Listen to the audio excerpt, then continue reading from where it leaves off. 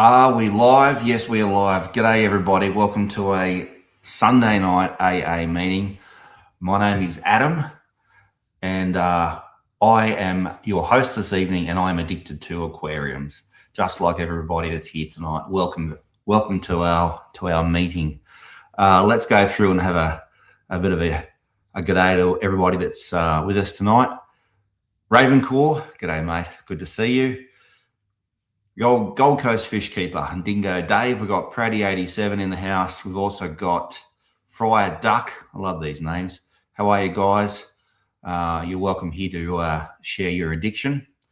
We've got Gil. How are you, buddy? And Joe Hanny 3495 says, good morning all. Gabriel Henderson. How are you going, Gab? And who else have we got here so far? Ross Dingle, how you going, buddy? Now, Joe Hanny has said that it's a nice way to start a Sunday morning. So, Joe, I'm assuming that you must be... Ooh, where would you be? You'd be in the UK.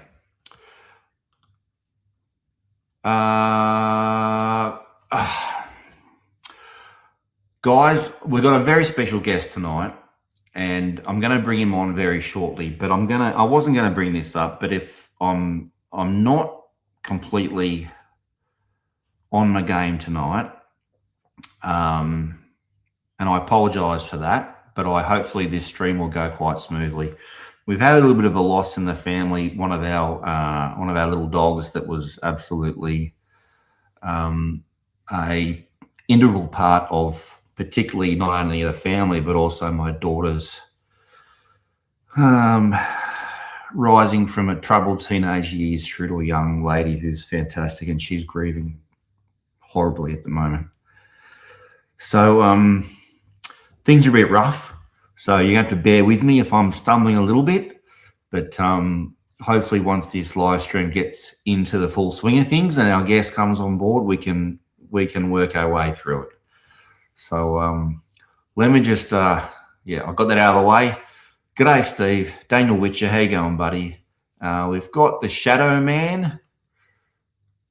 I remember those eyes from last week. How you going, buddy? And Damien Taylor. How are you, mate? All right.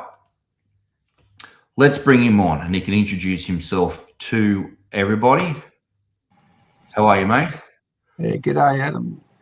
My name's Dave. And I have an aquarium addiction. It's been like that for many, many years. So to everybody out there, this is Dave Wilson of Aquagreen, which is a family-run small aquaculture business, ornamental aquaculture business in the Northern Territory, Dave.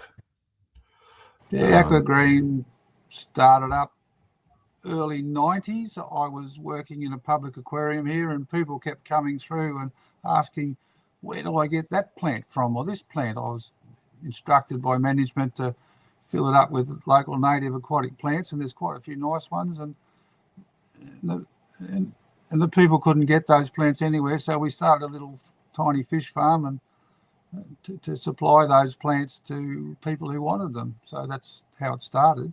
1992 we did a pilot project. 95 we registered the business. What I'm doing right now for everybody is just sharing my screen. Can you see that, Dave?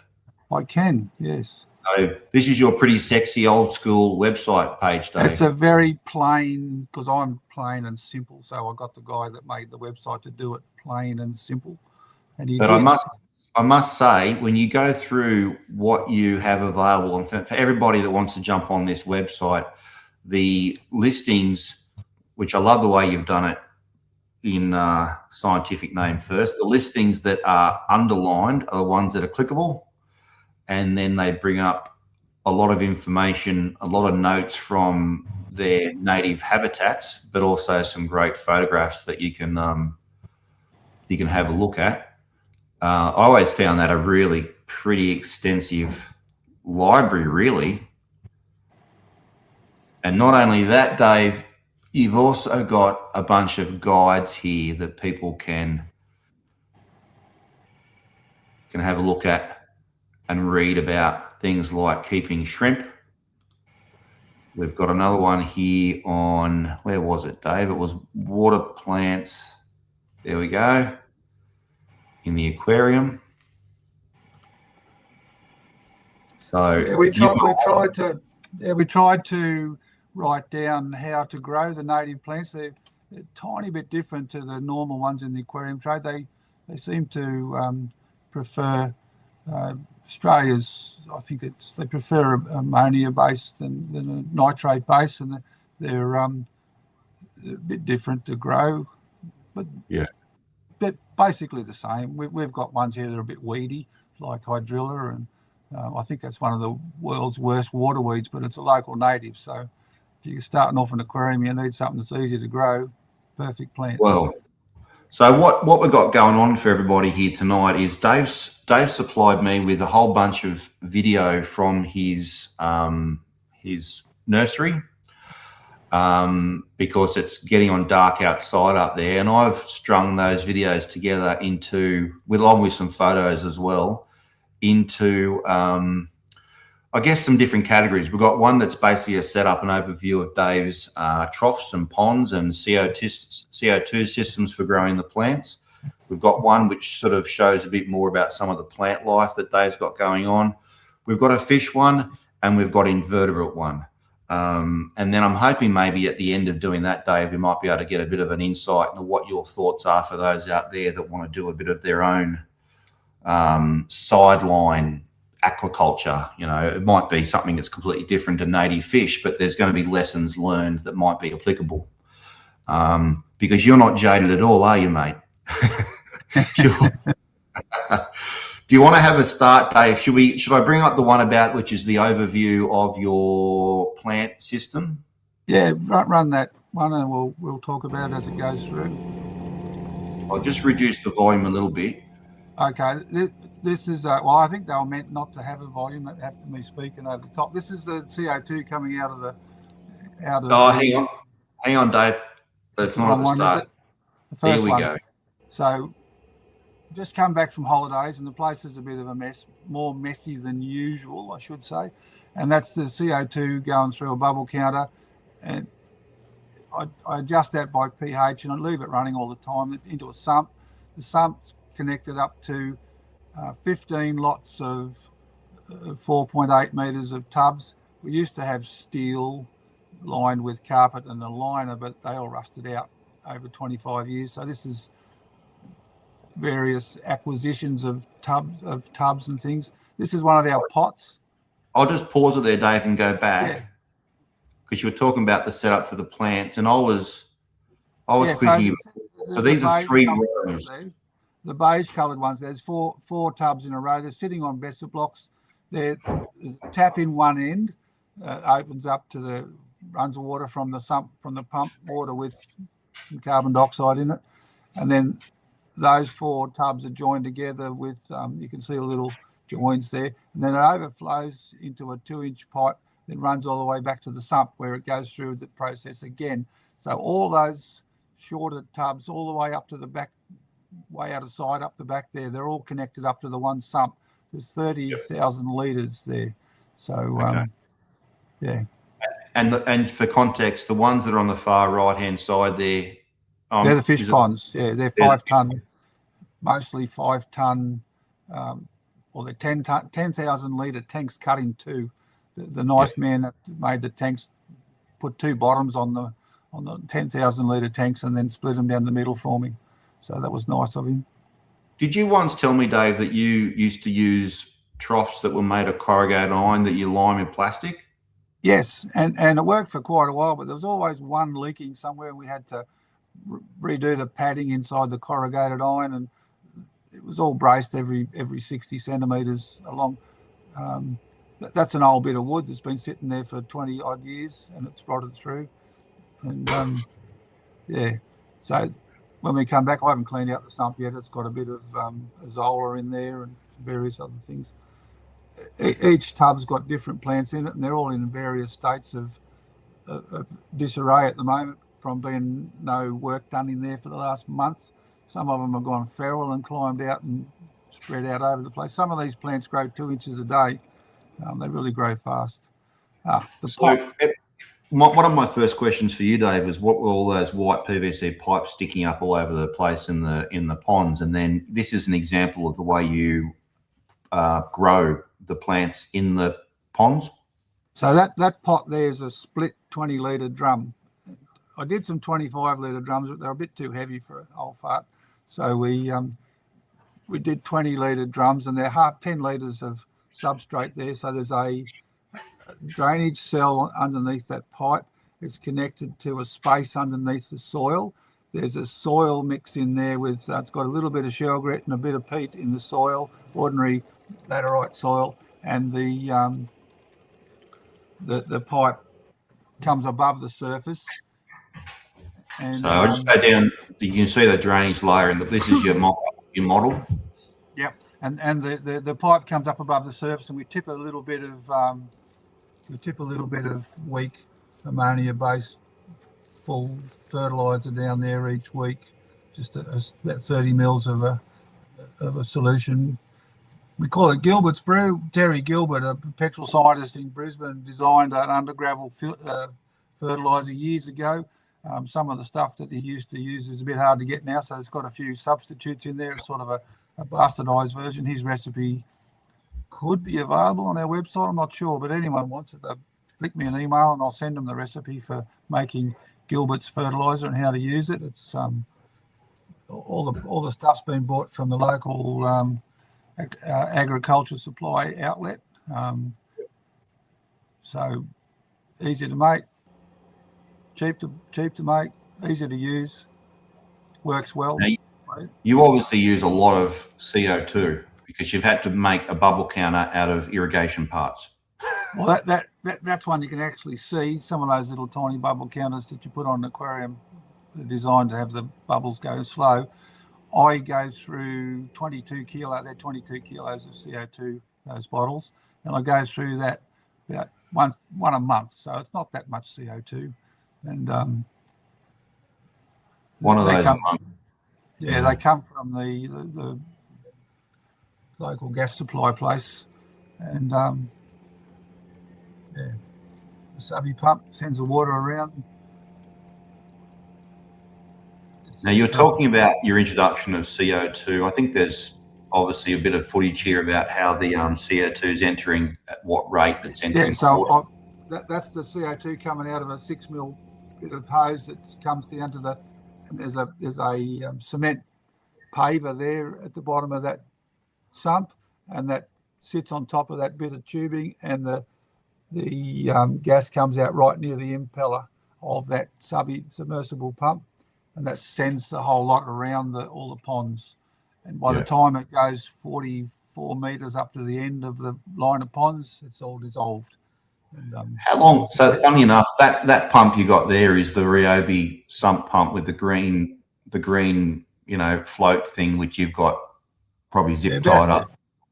About $120, I think, and they're cheap.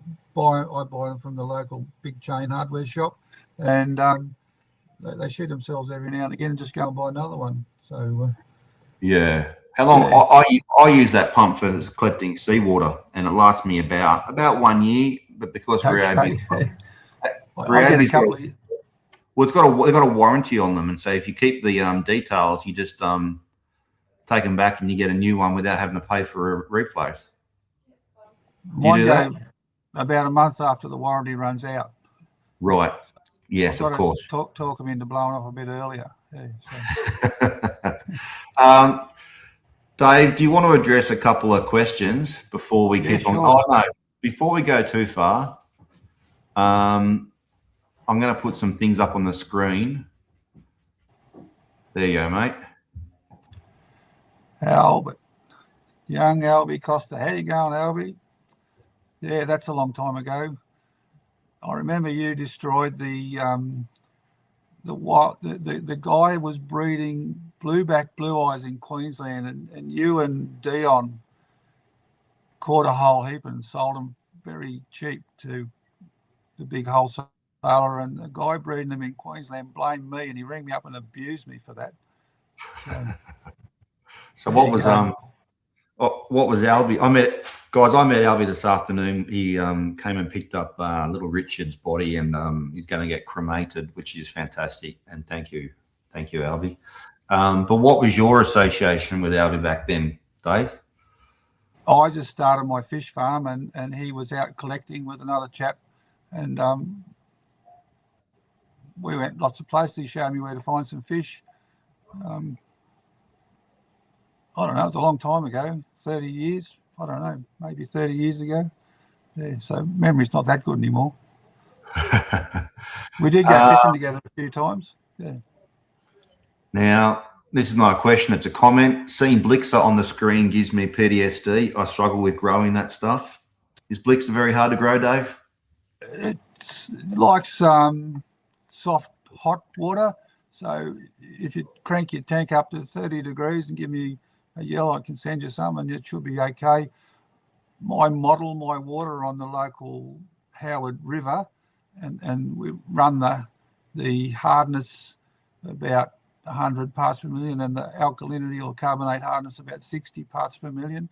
And temperature is usually about 27 degrees. It even gets up to close to 30, and the stuff grows like crazy. So with the under gravel fertilizer. I think what you try and tell Daniel Witcher is that if he's keeping a hot tank full of discus, then forget the Amazon swords and have a crack at the Blixer. Well, yeah, it's a lovely plant, and I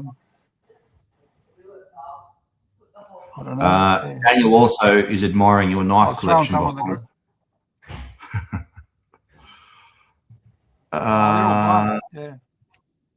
Well, rather than sharpening it, buy a new one. Yes, mate, we are going to see Dave's fishes pretty soon.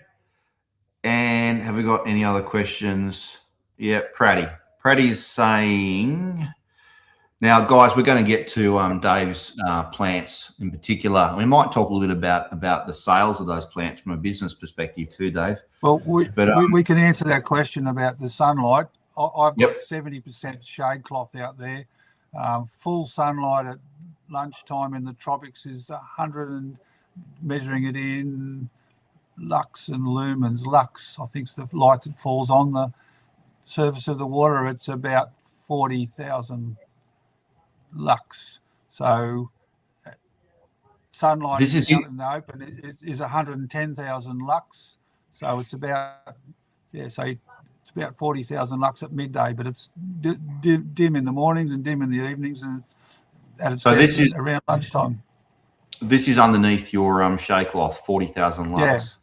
Yes. Okay. The reason I picked up on that is that we've got he's probably driving his semi-trailer right now, but our guest from last week is Gil Vidler, and he's got a YouTube channel called Gil's Fish Room. He was our guest last week, but he's doing a big build, and in his fish room, which is coming along, is a giant 12-foot tank similar to mine that he's building, and he's installed 3 skylights over the top. It's going to be a South American tank, and he sent me an image of the reading of the light there that he was hoping would be enough to grow probably not so much submerged plants, but definitely emergent plants, and it was 5,000 lux. That might be enough, but some of those indoor plants that don't mind being lit. When we set up, there's an aquarium we set up at the Wildlife Park in the early 90s. There's an article about it in Aquatic Gardeners Association, all the details there. We put 3 big metal halides about a metre above the water. We took the roof off first and put skylight in there. It wasn't good enough to grow water lilies inside. Everyone said, "Oh, you can't grow water lilies inside." And I said, "Have you tried?" And they all said, "Oh, no, I haven't, but I know you can't." So we put in big metal halide lights there before all this new stuff, and just trying to remember. I think they were anyway. They were powerful ones. Trying to remember. Yeah, like a 400 watt high bay. Yeah, they were exactly 400 watts. They were, and 3 of them. And if you got it, you had to wait. It was waist deep, the water. You've got in there to clean the glass and do whatever, and you'd be underwater cleaning the glass, and you'd stand up and then near one of these things, and it'd cook the top of your head. There'd be steam running off the top of your hair. They're really hot. Did you ever get a lux ducks reading from under those metal halides? I did at the top of the water, and it was, yeah, no, I'd have to look it up. I think it might be in that article. I'm not sure, but I didn't know. But all right. it's probably, no, 6,000 comes to mind. So he might have enough light with his roof off. So really, come back to artificial lighting does not compare in any way to intensity. I think about that with coral when I see coral in the rock pools, you know, even around coughs, and it's in 50 centimeters or even less of water at low tide, full sun. You know, artificial lighting, you can't compare, can you? Not really. No, it's hard. It's a difficult one. Fried duck. There was a question initially from Quade, the Ginger Ninja, who was asking if freshwater guys test water to the same degree that the saltwater guys do. I know we're going to get onto your spin touch a bit later on, Dave. And this is just a response from Fryduck, who says that he doesn't test anything now that he's using the father fish dirted aquarium method. Have you seen that sort of method on YouTube kicking around at all, Dave? It's the natural stop, a very deep substrate. My dirt here is weathered laterite, and it's very rich in iron, and I mix it with a bit of peat, a couple of different forms, an acidic carbon and an alkaline and shell grit, a little bit of each into the dirt, and then I put 2 inches of 50 millimeters of river sand over the top of it. So it's a 6-inch deep pot, and there's 2 inches of river sand, and the dirt's over the top of the inch high space. And if I'm just doing some of the sensitive escarpment plants that live in just sandstone country, really soft water, I just do it with straight river sand, but I don't have any of those at the moment. I've got one, an ondinia it's called. I'm trying to grow it at the moment. I always keep losing them. That's Bacopa caroliniana, a foreign plant. It's turned up near the hospital here in Darwin. It turns out it's one of the Asian vegetables, and I got a skyrocket for having it on my website. And then I went down to the Parap markets, and the Asian vegetable people grow it and sell it. That one's Hydrilla verticillata, one of the world's worst water weeds. It's a local native. It's not on our weed list. I took a picture of that, and then I went next door where the tadpoles from Roth's tree frogs have been doing their work, and they've stripped all the leaves off the Hydrilla in another pond next there. That's it. That's been eaten by the tadpoles of Roth's tree frog, and they've been dosed with some trichlorophon today, and they will all pass away overnight tonight. And my plants will come back. Isn't it ironic, mate, that when you think about it, I mean, I grow cut flowers, and so I got pests as well, but our pests are just different. But, you know, I think, oh no, those poor frogs. But to you, normally I go through there in the beginning of the wet season when the weather's getting towards rain. I go and catch all the little buggers, and I take them out to my mate's place and let them go. But this year I didn't do it, and they're bred, little horrors. But there's 17 species of frogs use our ponds, and they're the only ones where the tadpoles eat living plants. All the rest just clean the place, and that's willow hygrophila angustifolia. It's a local native. It's a lovely plant, and that comes from Kumali Creek, and it's nice reddy brown underwater, and when it comes out, that's Bacopa moniera, native plant, can withstand a fair bit of salt. It's that particular one came from near Grafton. That's Limnophila, I think it's Limnophila wilsoni, the German. Which one came from Grafton, which is up my way? This way, the little creek. There's a rock pool where people jump off. So it's just down the coast from Yamba, just down the coast from Yamba. There's a little place there where you jump into a rock pool off a cliff. There was a little bit of that growing there, and I put it in my pocket and brought it home. And is that that's the green pool, the green and the blue pool at Iluka? No, it's Oh, it starts with A, the name of the little town there where this rock pool is. It could be, not at Iluka. No, that's the other side of the river. No, this is on the headings down the coast from Yamba a bit. All the surfies go there. Anyway, that's that one's. If you look up Brahmi, if you eat the roots of that plant, your brain will never rot. So it tastes terrible. I don't know whether I'd like to have a rotten brain or just, but it grows underwater. Yeah, that one's Limnophila wilson. I found that in 2007 in the Moyle River. Bought it back. Put that one on purpose because it makes you famous, mate.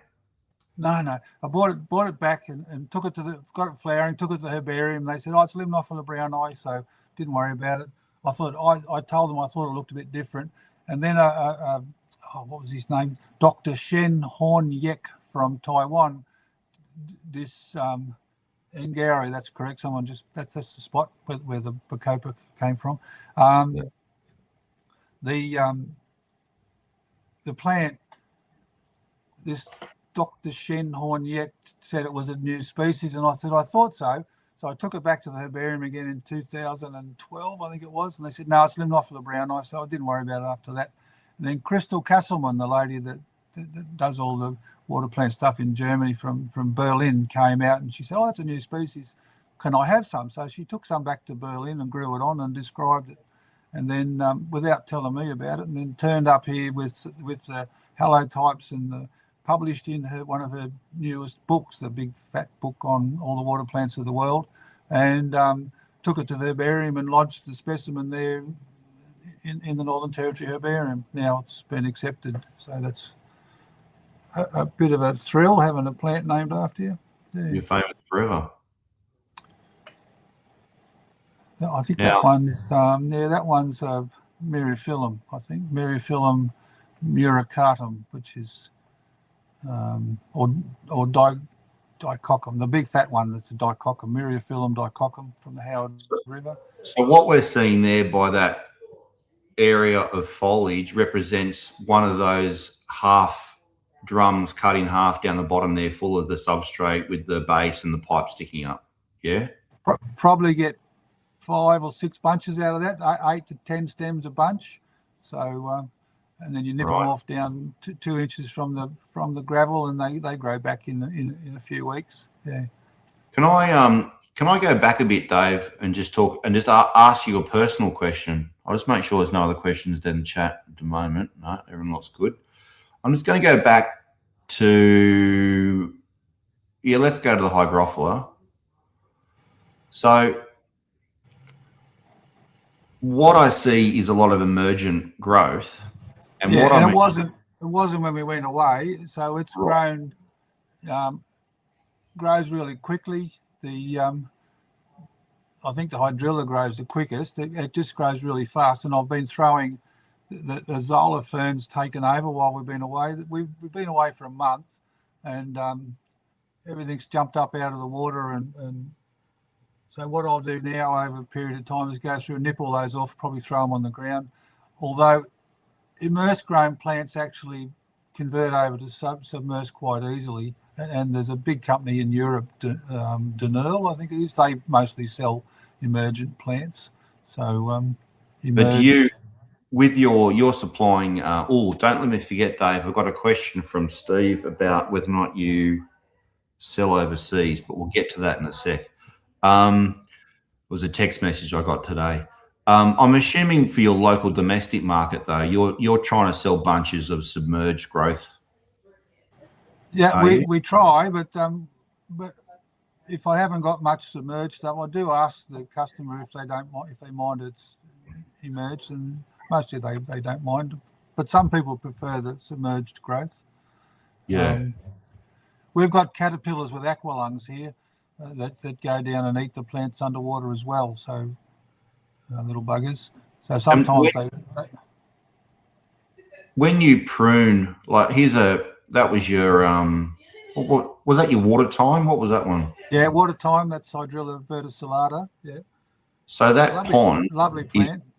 That's absolutely chockers full of foliage. It wasn't when we left. So it really grows fast, that plant. So are you like, let's say you've got so much of that and you're not getting the orders for it. Do you have to go through, do like a partial prune to reset the crop? It goes on the ground, yeah, if I don't sell it fast enough.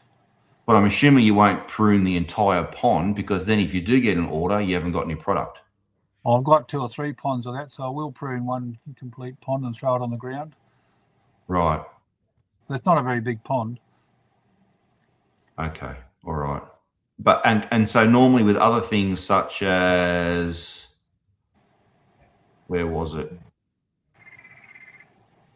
That guy there. We try and grow it like that. Yeah. So I'll put 8 or 10 stems in a bunch and tie it up with a rubber band and send it off. Yeah. Okay. All right. So it's sort of like it's successional growth, like a bit like an old school market gardener, isn't it? Where you have to make sure you got product coming on, even though you've got mature product now, and to meet the demand in the future that you don't know if the demand's there or not. We have developed a system over the years where some plants are more popular, so I try and grow a bit more of that. But what I've got there with that website, people put through a question, and even though the website's not always up to date, they'll ask, can I get some of this, some of that? And I'll say, well, there's not much there. I can spare a couple of bunches. And we go through a process where I send a quote. And then if they're agreeable to the quote, then they accept the quote and we send the stuff. We used to send... Where will I find that, Dave? What's that? Where will I find that? Catalog? Catalog. So go to order form, yeah. So you put all your details in there. It sends me an email, and then, but there's comments that people put things that aren't available on the website in the comments. Can I have this, this, and this, and this? And sometimes we've got some, and sometimes we haven't. Right. So I've got someone watching tonight that might fill out. His name is Phil. He might fill out the comments here and then put down, "Can I please have 3 Giardini? Thank you very much." Saratogas. Actually, I got some intel yesterday where there's some little baby Saratogas, so we might be able to do that. Right. Okay. You hear that, Phil? You might be able to do that for you, mate. All right. Let's go back to those plants, because we're up to some Iliacaris, I believe. Yeah, that's actually there's 2 there, isn't there? What's that one? Yeah, that one's Iliacaris geniculata from Kumali Creek, and it's I found it growing underwater, and that might have been recently drowned, that one, because it's got the seed tips on it. But it grows in Kumali Creek, and I brought some home, and I don't have much at the moment, but it's been growing ever since. I grow it vegetatively. And yeah. Dave, are you aware of Iliacaris? What is it? There's Acicularis, there's Parvula. There's about 80 species. So if you want to see what Iliacaris there, I get the book Top End. It's I've got one lying around here somewhere. It's that one is it's a live tip bearing one. I'm just trying to Cespitosissima, Iliacaris Cespitosissima, and I can almost spell it, but it's we got that one down in a creek called Anopheles Creek. And now Anopheles is a genus of mosquitoes, and the creek was aptly named. These huge big mosquitoes that land on you and try and suck all the blood out of you. So we didn't dally around there too long. We've got some lovely plants out of it, though. And what you mean by live tipping? Sorry, Dave. You mean the live tipping, the plantlets coming out the end? Yeah, so you can see them there. It grows a new plant up on the... So you just pinch all those little ones off and plant them, and it'll grow a whole new plant. You can see them there near the fish. Yeah. So, I've been looking for it. I haven't got it at the moment. I lost it, so I've been looking for it all over the place. So. Dave, I've got a question for you about my... I've got a question. There's some more questions there about plants. But Iliacaris, there's a species of hairgrass that grows in the Orara River over the hill from me here in Coffs Harbour. And it is a live tipping one. So you'll see it. It grows in the riffle zones. It's flat, horizontal, along with the valve. And it's got those little plantlets coming off the top. The water's cold. It's sitting around 19 to 18 degrees all the time. I've tried to do a search on what species it is. I've also tried to grow it in the aquarium, and what I've found is that I'll take a plant of it, I'll prune off the foliage, and then I'll plant it, and it will sort of grow some new growth. This is even with CO2, root tabs, and fertilizer dosing. It'll grow a little bit of new growth, but when it's been, let's say, plucked out by a mullet, it hasn't put out new root growth, and eventually the plant fails.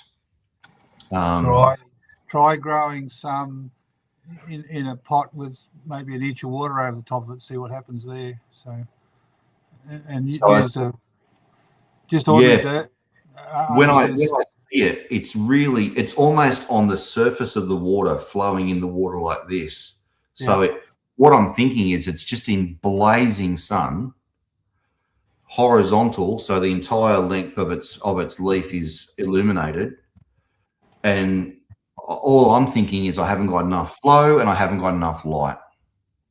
So I've got some plants here that look really nice in the river, so I'll bring them home. Trying to think, what's the other sedges? Trying to think of the name of another sedge. Cyperus haspen, beautiful looking in the creek. Bring it home.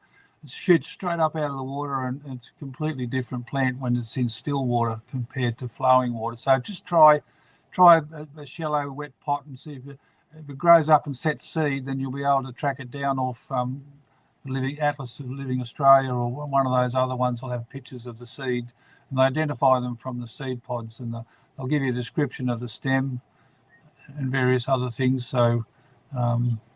Dave, some of these plants do better rather than trying to remove a adult plant. If I was to remove the plantlets on the tip of the leaf and plant those plantlets, do you think that they would do better in an aquarium situation than a transplant? Try that. I don't know. I don't know the plant. I'd suggest that you try and grow it out of the water a bit, because that flowing water's got a continuous supply of very weak minerals and whatever. It's a different, in the natural environment, it's completely different to an aquarium, because in an aquarium you're providing everything for it.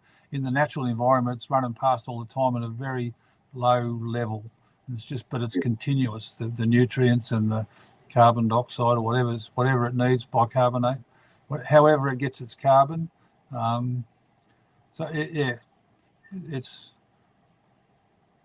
That's all I can suggest. Just get it and try and grow it in some wet soil and see what happens out of the water. It might be just there because it's there. Don't know. All right, I'll try that. All right, let's get a few questions answered, Dave, and we'll keep on going with these plants, and then we'll get on to the shrimp. The shrimp, I love the shrimp. All right, so we've got Ross Dingle. Here we go. Ross Dingle, do you sell wholesale or retail or both? I've got a price structure where I can do both, hopefully, but I started out wholesale and I got some troubles, so I got a young fella here to design me a website, which is that green one we've seen, and I've been selling on that for a long time now.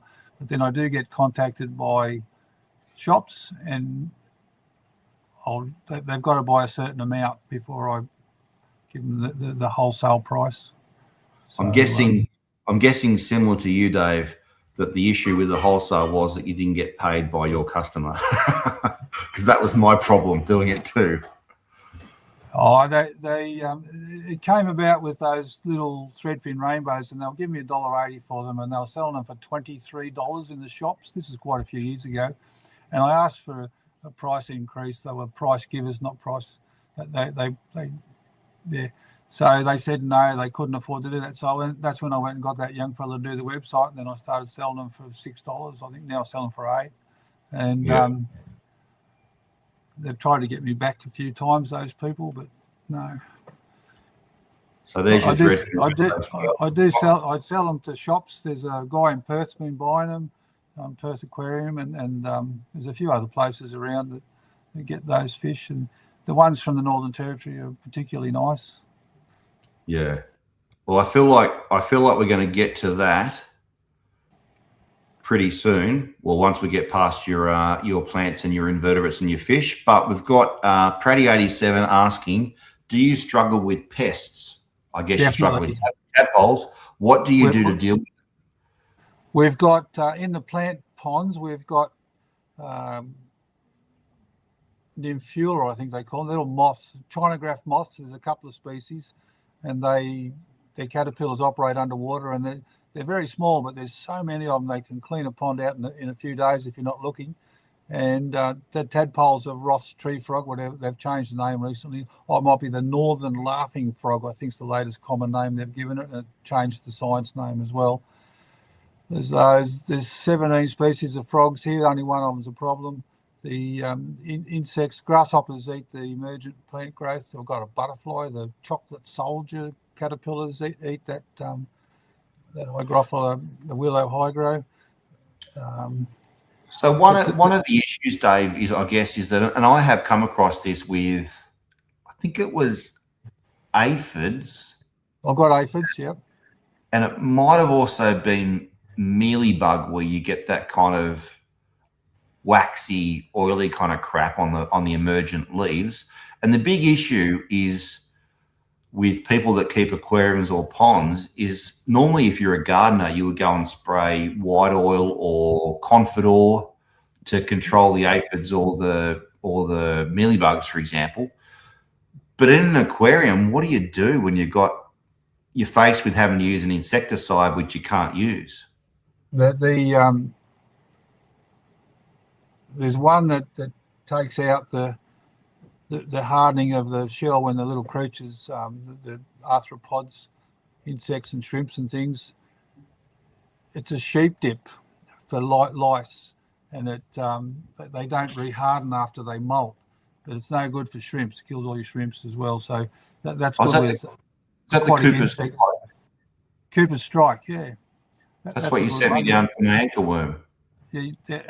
Yeah, so it'll kill anchorworm, but it's got to be a crustacean. It kills fish lice, Argulus, they're crustaceans, but it also takes out all your shrimps. So if you're a shrimp person, what I treated my plants with, found out by accident that it kills all the shrimps. I treated my plants with trichlorophon, which is a nasty organophosphate, and I'll still use it from time to time. And then I took some plants into the local shop, and they had shrimps in their plant ponds, and they all died. So I replaced their shrimps. But yeah, so have you got any tips for people? Maybe not so much chemical tips, Dave. Maybe ones that are more management or cultivation style tips for those that are keeping an aquarium. They might have some emergent growth, and they might be dealing with some bugs on the surface. Let's say aphids. We can put them down. And there's a water lily grower here in Darwin, and she's always got aphids. So what she does is sprays them with, there's a pyrethrum-based insecticide. She sprays the tops of the water lily leaves and then hoses it off straight away, and it kills the aphids. But I haven't got all that many water lilies up the back, and I usually go through, and when there's aphids turn up, I pick up the leaf and just squash them. But you never win. They're always more than what you can squash. So probably. Considering when I put the trichlorophon in the water, it comes up through the stems and kills them all anyway. The aphids, they all disappear. All the insects disappear when I use that trichlorophon. It's no good for fish, that one. Over 2 ppm, it kills you. The fish have muscle spasms so severe that they can break bones. So the DPI wrote a paper on my place. I was trying to get rid of snails, and we used 2 ppm trichlorophon, and the fish were crook, and I sent them into the pathologist, and he said that organophosphate causes muscle spasms so severe. Poor little buggers. I felt terrible after that. I haven't used they're banned organophosphates from sale in retail stores. You used to be able to buy organophosphates in Bunnings, for example, as insecticides for aphids on chilies and things, but they've banned it now. Yeah. But so really, considering that most of these plants grow pretty fast, if you're in good conditions, just pruning off the foliage, removing it, chucking it away, making it submerged again. The aphids can't handle it, and then maybe some hosing down or some daily misting, I guess. Oh, Dave, we talked about this early on, mate. I love it. Someone's been doing their research. Wait for this, buddy. You can put that bloody toad juice thing up there. Okay. Hang on, you keep talking whilst I try and find the page. I deleted it because you told me to. Yeah, we didn't want to really talk about cane toads, but the I was part of a group called Frog Watch, and that was one of the local guys playing with his computer wanted to do a little ad for the toad juice. So we approached Bunnings. They didn't want to have a bar of it, but the local hardware shop, Howard Springs Hardware, we dissolved toads in potassium hypochlorite, I think.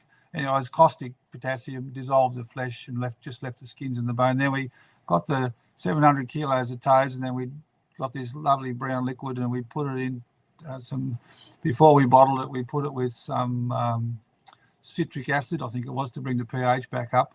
And then it was used as like a fish emulsion fertilizer. Anyway, so what happened was the hardware shop rang up and he said one of the bottles was swelling up. So I went and picked the bottle up and split and sprayed this lovely brown toad juice all over me. And someone rang up the ABC and told them the story. So that night we're on the ABC national news, first victim of the toad juice bottle, exploding toad juice bottle. But it wasn't a very good fertilizer, and it didn't sell very well. So I'm surprised it wasn't. I've still got the toad juice. I'm trying to look at your nitrogen to phosphorus ratio there, Dave. No, not very good fertilizer. The actual toads, they got the idea from, there's a banana farm over on eastern Arnhem Land there, and they were digging holes to plant their bananas, and they were putting a toad underneath each one, and they grew really well. So that was different to dissolving the toads with a chemical. Even though it was organic, it's still, a lot of the ammonia gassed off, and we didn't have a high nitrogen content. Yeah. All right, I rang up Charlie Cup to see what if they talk about their process, but they wouldn't. It was commercial in confidence, so we didn't get any information out of them. So it could have worked, but we got the method off the shark emulsion people here. They were dissolving sharks and using them as plant fertilizer. Oh, wow. Okay. We'll keep going through some more questions, and we're going to get back onto those plants. We've got a little bit more of the plants to see, Dave, and then we're going to get onto your invertebrates, those shrimp that we're pretty cool about. Okay, question. This is not for you, Dave. Guppy Dundee, how's that vegetarian mangrove jack going? Hasn't converted yet. That's for me. No, he's model citizen, mate. No issues whatsoever. This one here is for you, Dave. This is the fellow I was talking about. So is there any possibility for Phil? I've just leased another aquarium collecting license off someone who owns it, and I can catch and sell Saratogas, and a chap has given me some information where there's some small ones, so I'll go out there probably tomorrow. And what's tomorrow? No, maybe Wednesday, see if I can find some. There's a couple of people want little Saratogas, and they were around between 15 and 20 centimetres, the ones I heard about. So that's this year's crop growing up. Right. They grow very fast when they're, yeah. So we might get to the Jardinis when we get to the fish side of things. I'm a failed Saratoga farmer. I spent $50,000 trying to breed the local Saratoga species. Couldn't do it. That's a story. That's a story for later on, mate. So Phil, stay tuned for that. We got some love for your threadfin rainbow fish there, mate. We've got also Dean Izzy asking about the betta that he sells. He's obviously seen your catalogue on your website and noticed that there's bettas up there, mate. They're feral bettas, and they've reverted back to wild, so they're very similar to wild bettas. They're the only aquarium fish that's gotten outside of the Darwin area. There's some guppies in Goby, right? But somebody, I heard a rumour, someone put them in a pond that flowed onto the Adelaide River floodplain. So about 2011, I think it was, one of the local tourist operators reported a big silvery better at Fog Dam. So we went out there looking for them. We found some in 2014. The fish scientist and the guys from fisheries and I wrote a paper. I can send you a copy of that paper about the invasion of the feral fighting fish from. Anyway, so I brought some home. I think it was about 2014. I threw them in a pond, a bucket full of little buggers, and they've been breeding in there ever since. So when people come out and there's some little kids there, and they wanted one of them wanted she had Prince Frederick, I think his name was, a male fighting fish, and she was after a princess for her prince. She's about 5 years old, and I said, Princess Fiona's in there. She's a fish farm fattened feral fighting fish from Fog Dam. Anyway, I think I sell them for about $4. So, Dude, a girl for his. For her. Are they pretty? I haven't even found a photo yet, but are they pretty? They're dark green with little flecks of red on them somewhere. They're mostly pretty boring. Geez, mate, yeah, that's a bad way of promoting your business. So that's got to be a reverting to a wild type form. That's better splendens. Yes, I think it's the how they're like the fish keepers select the prettiest ones, and so do birds that eat them and other fish. So the prettiest ones get knocked off first out there on the floodplain. So I suppose the dull green ones are the ones left to breed. That's only my guess, I suppose you'd call it. Right. Anyway, there's fish farm fattened feral fighting fish from Fog Dam here, and they're in their own little pond and self-propagating. I don't do anything special to keep them. They're all in there together with the water plants. Obviously set up little territories and fight each other off, and however it works. So There's no management of that species at all. Right. Let's go. That's an Otelia. Otelia elasmoides. Yep. Lovely plant. That's one that I saw in Takashi Amano's Nature World book. Okay, yeah. I've got those from the Howard River, and I've also got some from the Roper River. They're both the same species. I just realised that Otelia must not be an Australian endemic, because what he had wouldn't have been from Australia. He had a lot of Australian plants, believe it or not. He had one of his favourite plants was for the carpeting plant was that Glossostigma latinoides, the glosso, and that's an Australian plant. And he had big schools of threadfin rainbows and hang on, wait, that's that one. Yes, there you go. The other little one was Glossostigma diandrum. It's even smaller than the latinoides. That's flowering. That one, there's a flower there. It's come out of must be in a shallow pot. So that's diandrum. Yes, Glossostigma diandrum. Yeah. I remember reading the story of when Takashi Amano first took a shipment of this glosso, and all that was left, he said that he was out in the ocean diving and taking photographs, and he got a call that, well, I don't know how he got a call when he was diving underwater, but anyway, he became known that there was a shipment of this coming in, and all that was left was a tiny, tiny leaf or a sprig or something that he then had to plant and nurse back to health to then get the volume that then became what he uses, or what he used today, or back in the day. It occurs in the one I've got here came from Batlow Creek, Tumbarumba, or Tumbarumba Creek, Batlow in the Snowy. So, and it grows in New Zealand in the cold weather. So it's fine here in the Northern Territory. So that's a very tough plant. Doesn't need cold water. No, you can grow that. You grow that in your backyard, no problem. Okay. All right. I mean, that is a very important plant in today's aquarium hobby. People like it, yeah. I'm having trouble at the moment. It's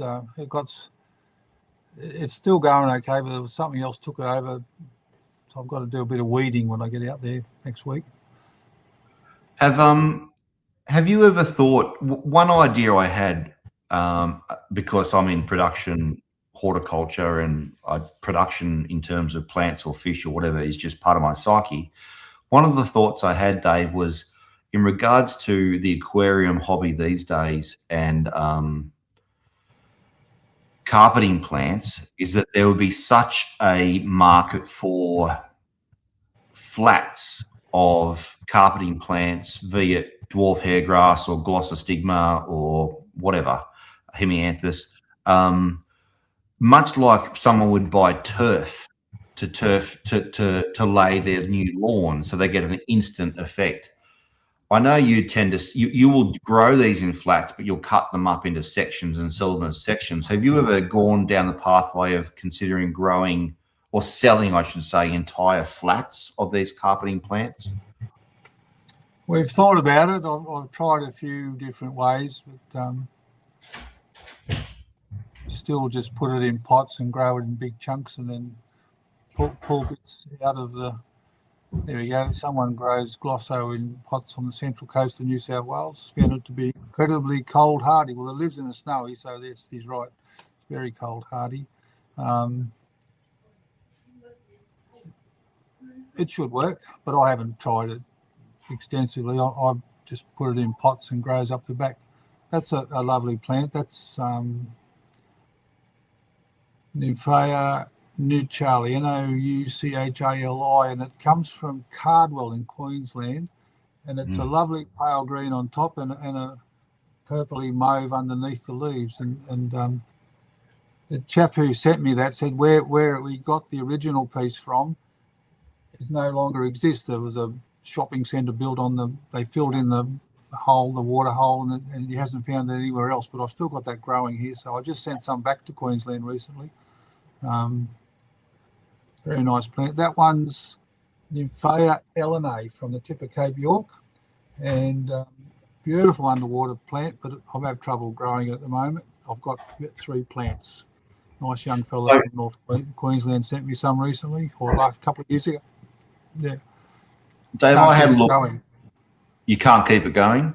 I've got it now, and I've got some seed, and I produced about 12 plants, and then I sold off half of those, and I've still got a couple of more.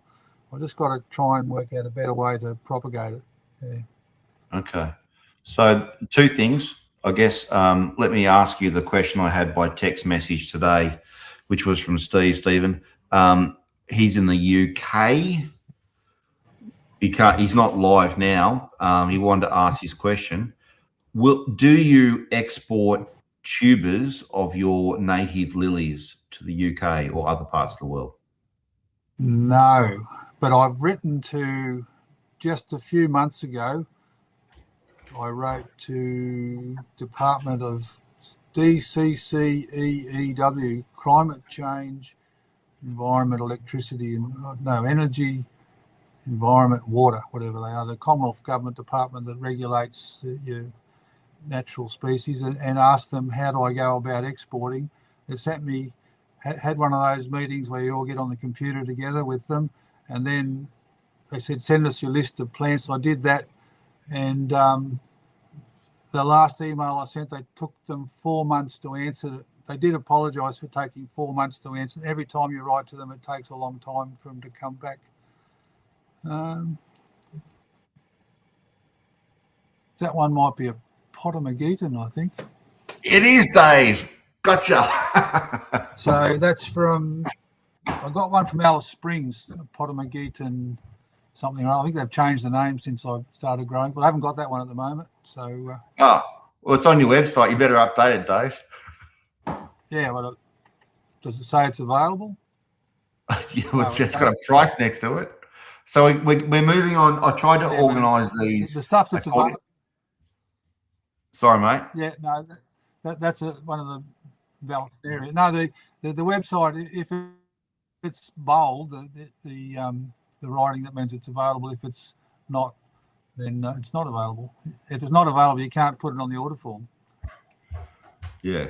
Yep. Okay. All right. It's just there for information, right? So you can look at, you can get the pictures and do whatever you like, but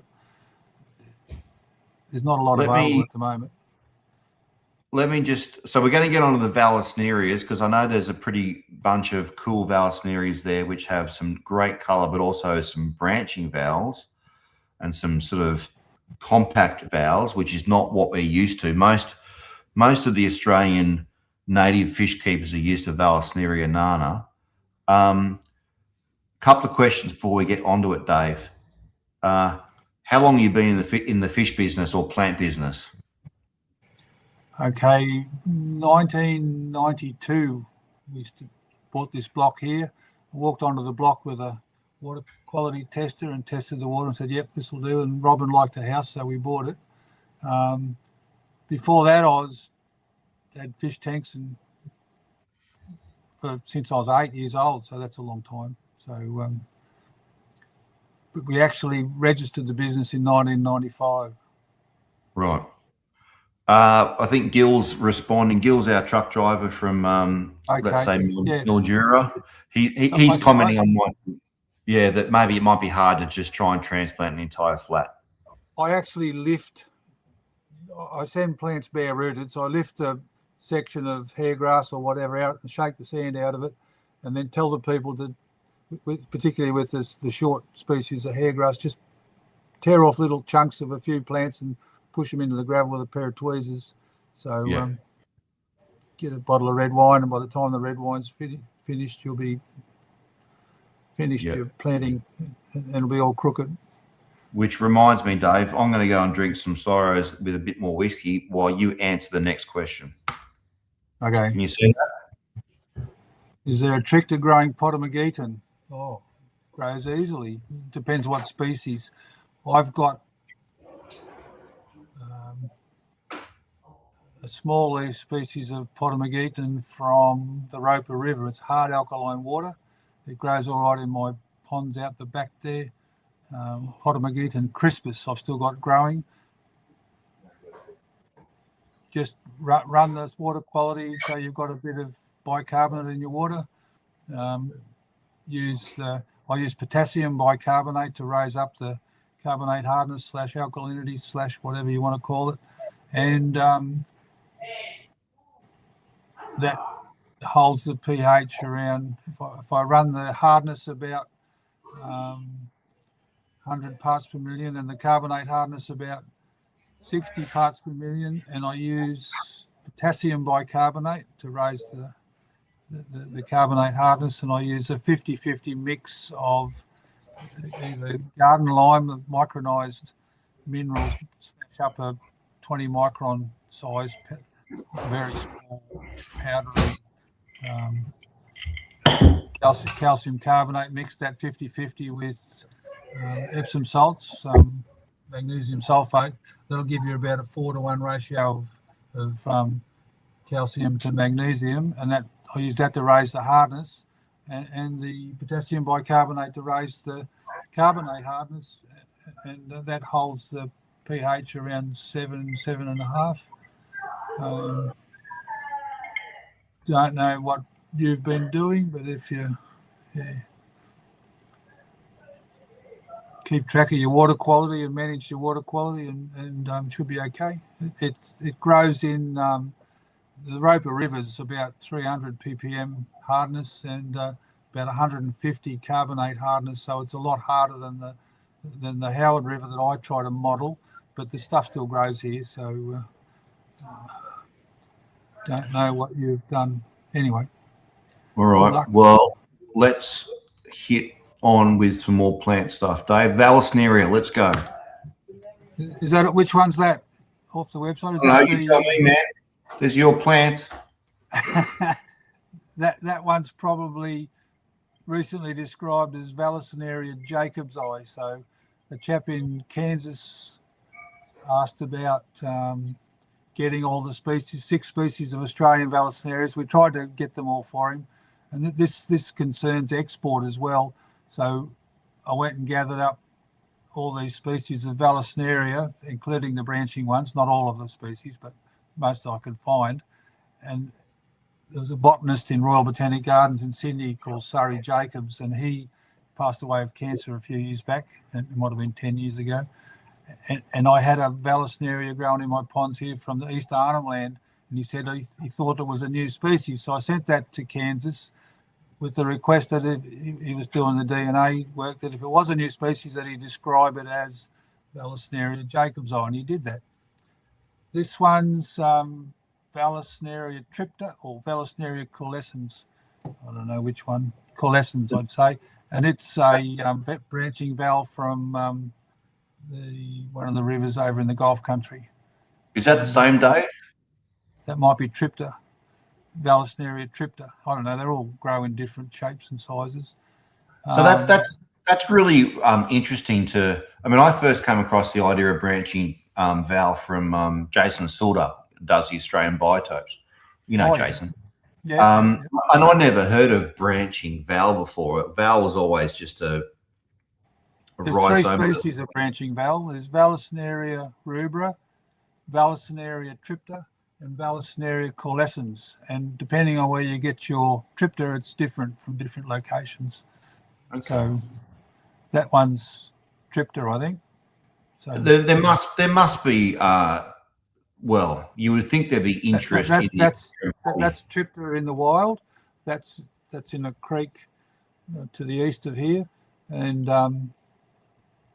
it's a lovely plant. And that's just sort of growing. That's a new growth in the shallows in the full sun, so it's quite red. Is there a way of keeping it looking like that rather than sending up stems? Not really, and it's also an annual. So all of the branching valves are bloody annuals, and they're very difficult. You can grow really well for a few months, and as soon as the light changes, the water quality changes. I don't have heaters up here. They send up lots and lots of seed and die off. So little buggers. So I'm going to get some more of this shortly and try and set up a light, so it's the light period stays the same all year, and the water temperature stays the same, and I'll keep the good fertilizer up to the water and see if I can get it through the dry season.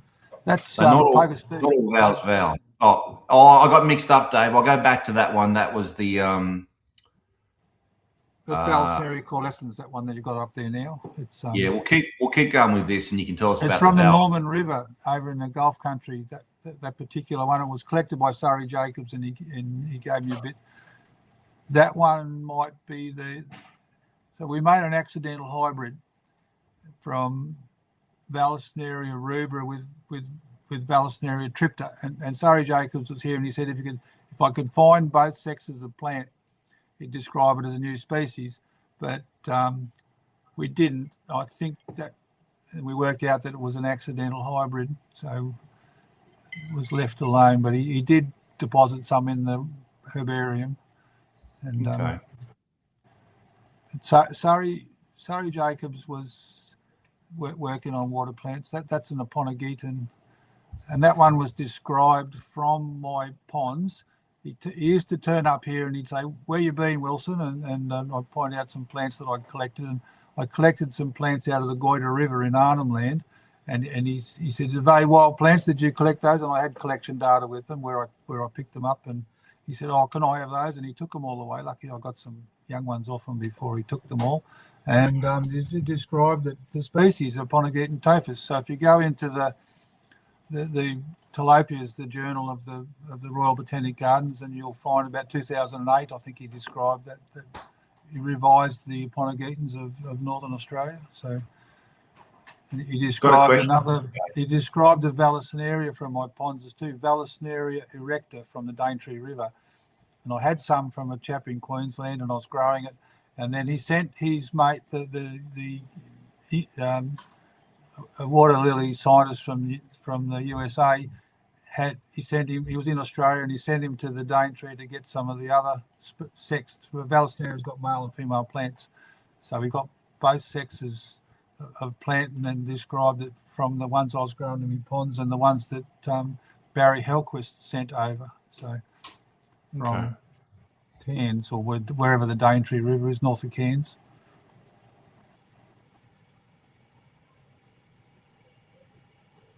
Can't answer that question, sorry. Look, you have to ask a botanist. You could just see your brainwaves going nut fuck abort abort abort abort. Yeah.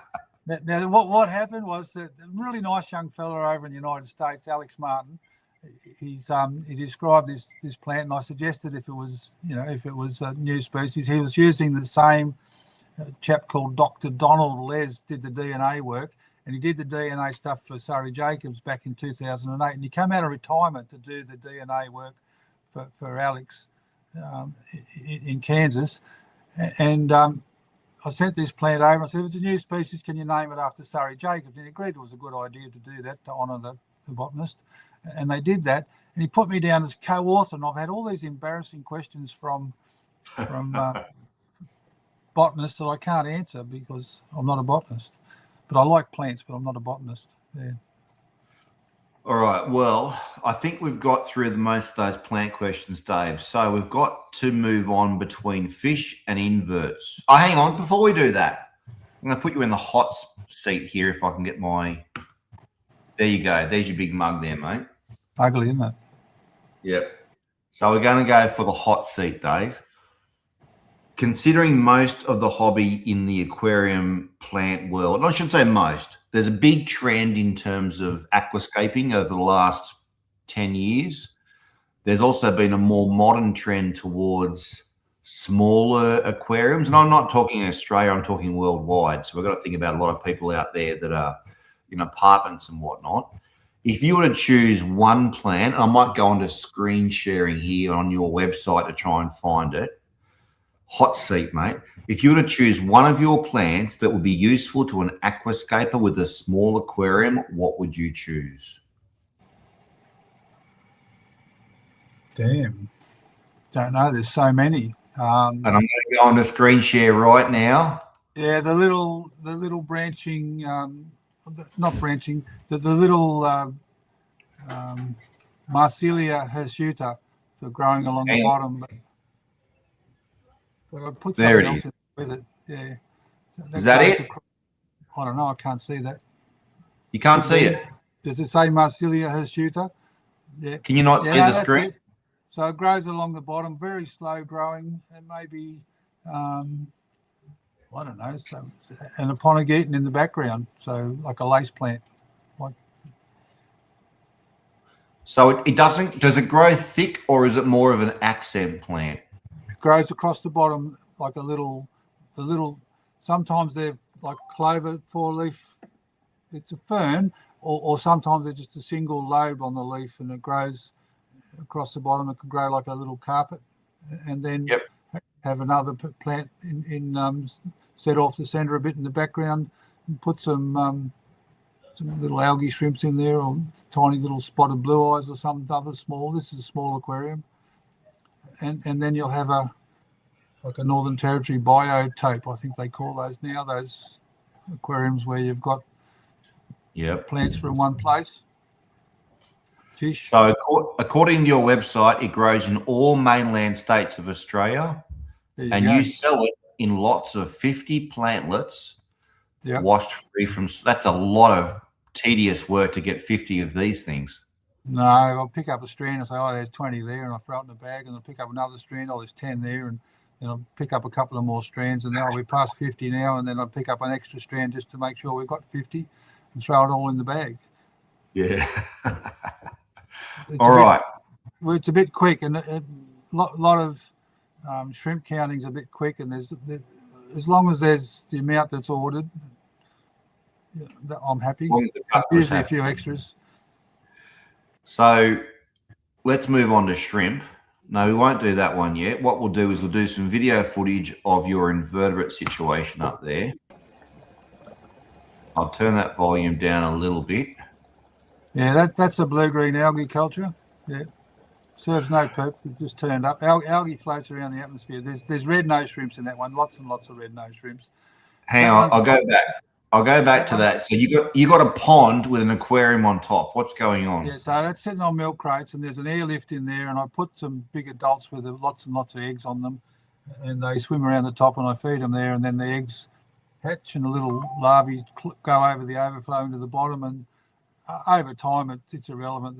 There's big ones in the bottom and the top, so there's there's probably a couple of thousand red-nosed shrimps in there. And it's got a garbage bin with bags of shell grit in it, and an airlift in the garbage bin. Down the bottom of the garbage bin, there's more of that drainage cell, and it's a sort of an upflow pond filter, I suppose you'd call it. Or no, it's their own invention, or they just copied off someone else that did it well. I don't know, I can't remember. A long time ago we've been doing those. And an airlift operated filter, and that I turned the air down when I got home. That was spewing water, bloody 20 feet in the air. Oh no, 2 feet in the air, and it had been spilling down over the outside and grown that lovely blue-green algae. It's probably Oscillatoria, that one, I'd say, at a guess. Have to go and look it up in the book. But Dave, I don't quite understand why there's an aquarium over a pond. So I can separate. So I get some. I've got a pond there with lots of red-nosed shrimp in it, and I get something else. Maybe I think I had Henshin's river prawn, and I wanted to grow some of those. So I put a sieve over the overflow in that aquarium on top, so I can have another species there in the same pond that I keep separate.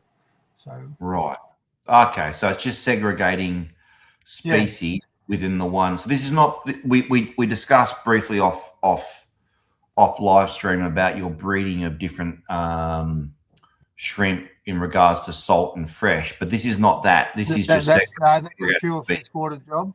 The saltwater ones, I've got a marine tub with filtered water I get from the Darwin Aquaculture Centre. Having a license, they let me have filtered water, and I fill it up with seawater, and then I get the oyster growers there have got lovely little cultures of motile algae, and I fertilise the pond, add the algae, and it grows lovely green water, and then I collect the larvae of the Darwin algae shrimp. Live for about 6 or 7 days in fresh water before their first molt. Hang on, Dave, let me find, just for people, that's a chameleon shrimp, red-nosed shrimp. That's an algae shrimp. You can see both those algae shrimp are females with lots and lots of very tiny eggs, and their larvae are very small. So we go out there and net those out with a plankton net, put them in a bucket, and then convert it slowly over a couple of hours or an hour, very slowly into to salt water, green salt water, and then release them in there. And then a couple of, maybe a month later, 6 weeks, there's lots and lots of little tiny algae shrimps roaring around the top. They're trying to migrate upstream, and we net them all out and put them back in the fresh, and they grow out there and we sell them. So they've been a good item for us.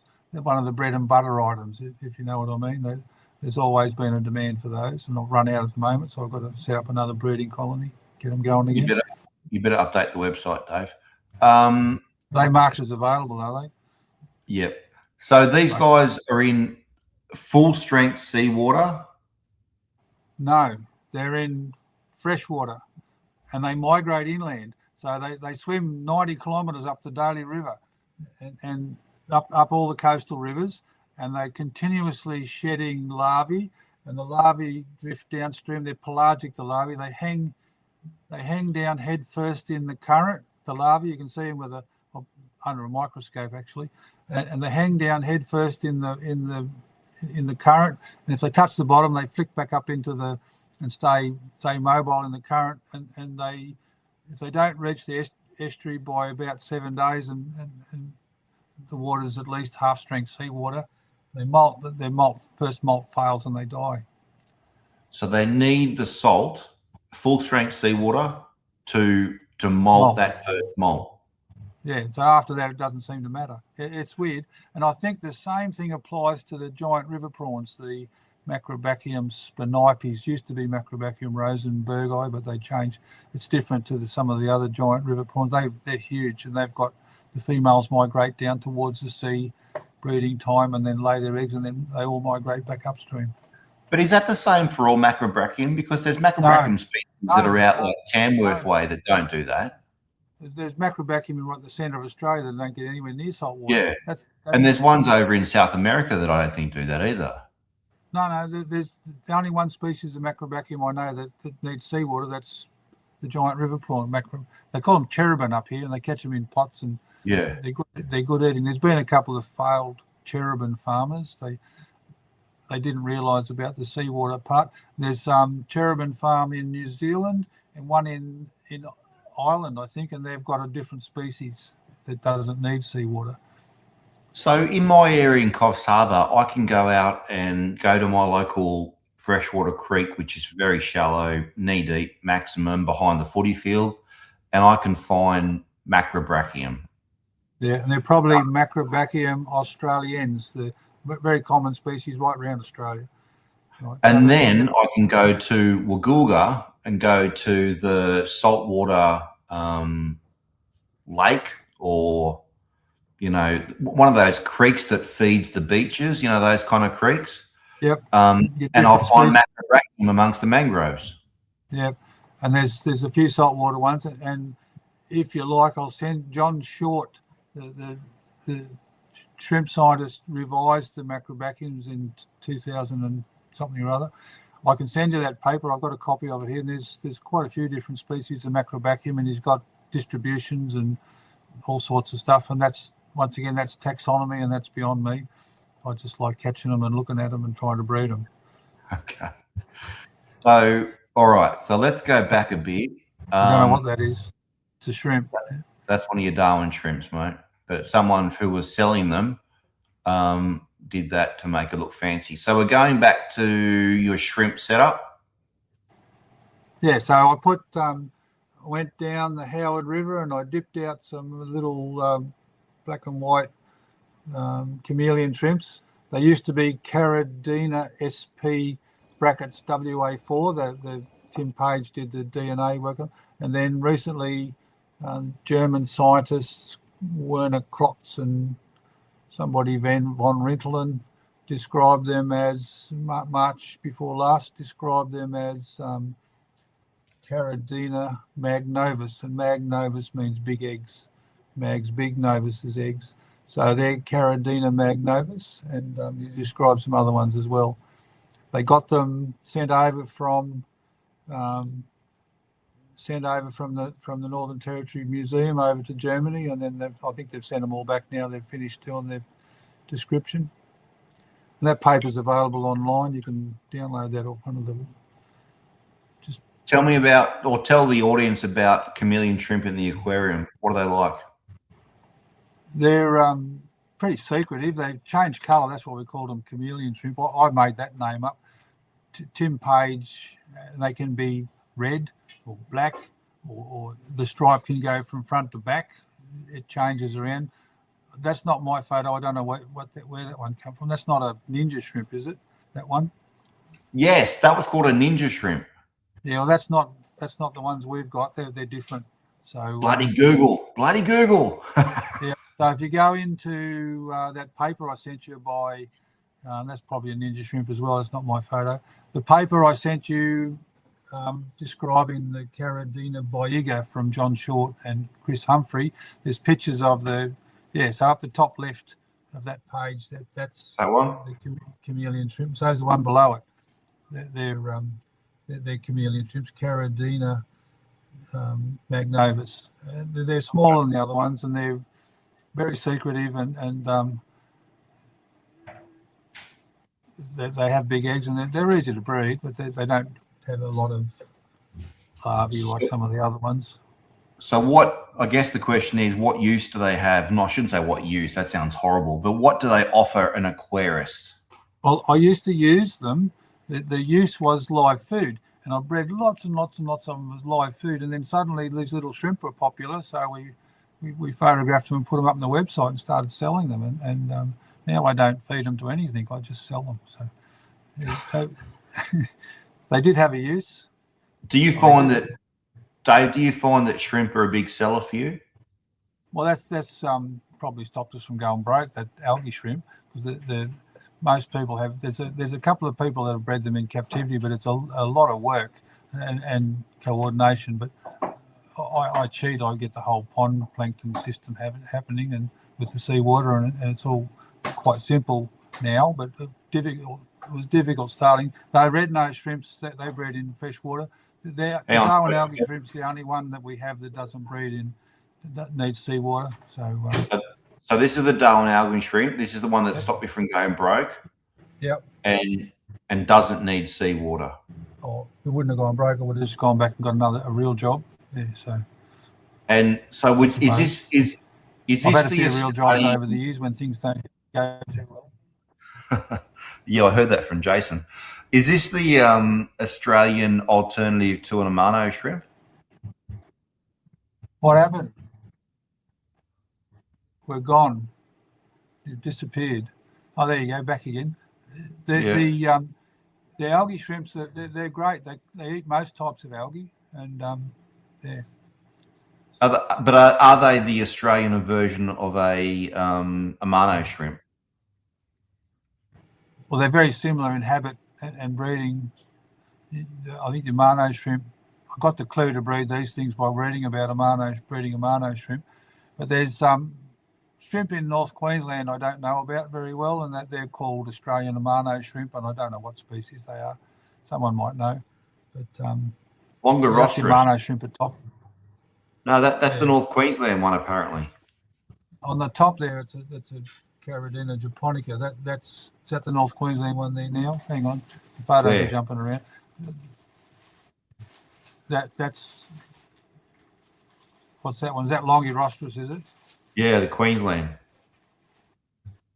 Yeah, so they're obviously a different species. Because I guess the issue, Dave, Australia's not allowed to import invertebrates, are we? No snails, shrimps, any invertebrates, no. So yeah. So for an Australian Territory, the Northern Territory links its legislation with the Commonwealth legislation. So in the Northern Territory, you're only allowed to possess species that are native or on the allowable import list. So it's another long story. So what I've been doing over the years is making applications since the EPBC Act in 1999. I've been making applications to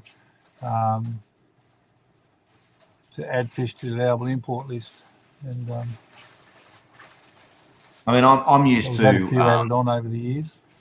I'm used to Australia not being allowed to import inverts because we can't import coral or even something like for saltwater guys out there, we're not allowed to import cleaner shrimp, redline cleaner shrimp.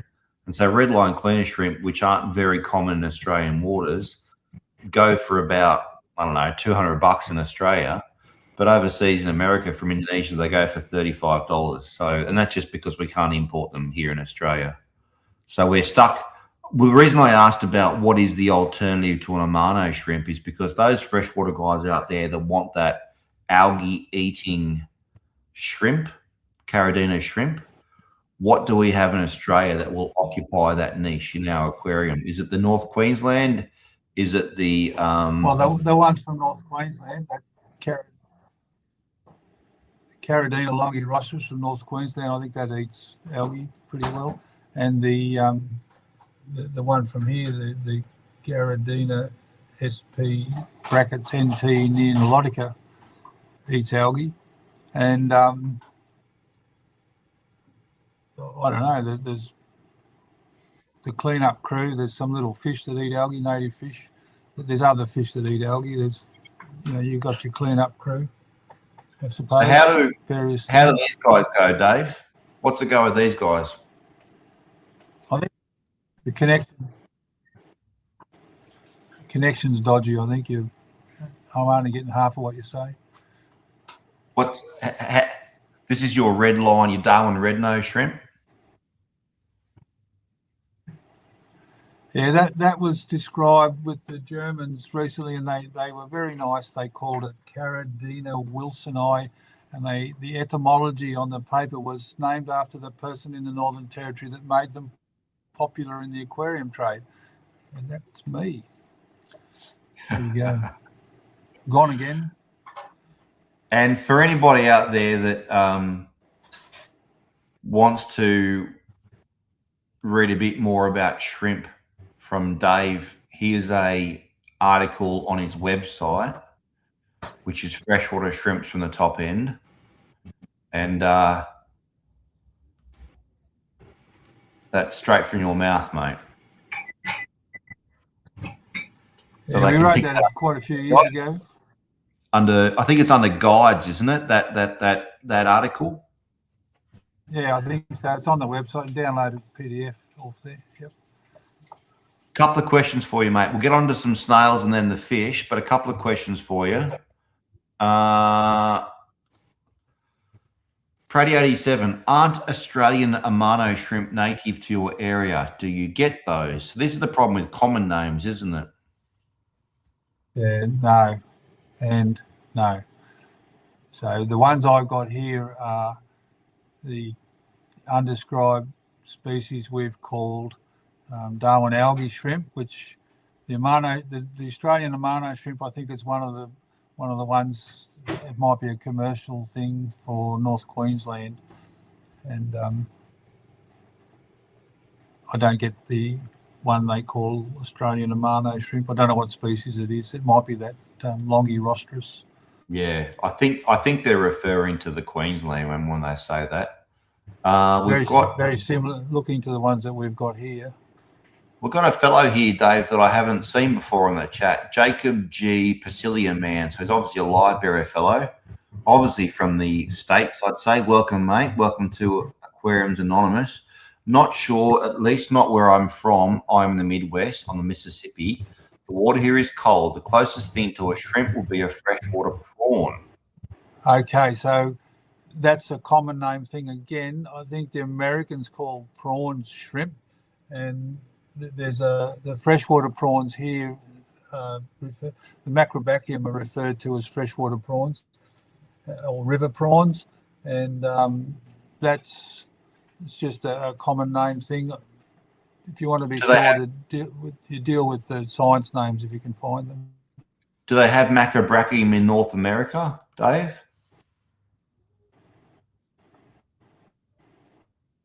Hello, you're frozen. Dave? Oh, there you're back. I can see you blinking again. Do they have Macrobrachium in North America? Have to repeat the question. You're back now. Do they have Macrobrachium in North America, Northern Dave? Territory, bloody Telstra, probably. All right, we'll keep on going. Don't know. Here we go. Jacob, all Amano shrimp go to coastal water to breed no matter where they are from. Very true. I don't know about Amano shrimp. There you go. Now, Mason Areno saw some water lettuce in one of those ponds in the video. It might have been that tank that was above the shrimp pond. Is there a debate on if they're native or not? Well, there shouldn't be. The Northern Territory Herbarium director some years ago found in the notes of the explorers there was plants described in the, I think it was McDowell Stewart, came from Adelaide to the Northern Territory, and he described that plant in the waterways up here before whitefellas were here.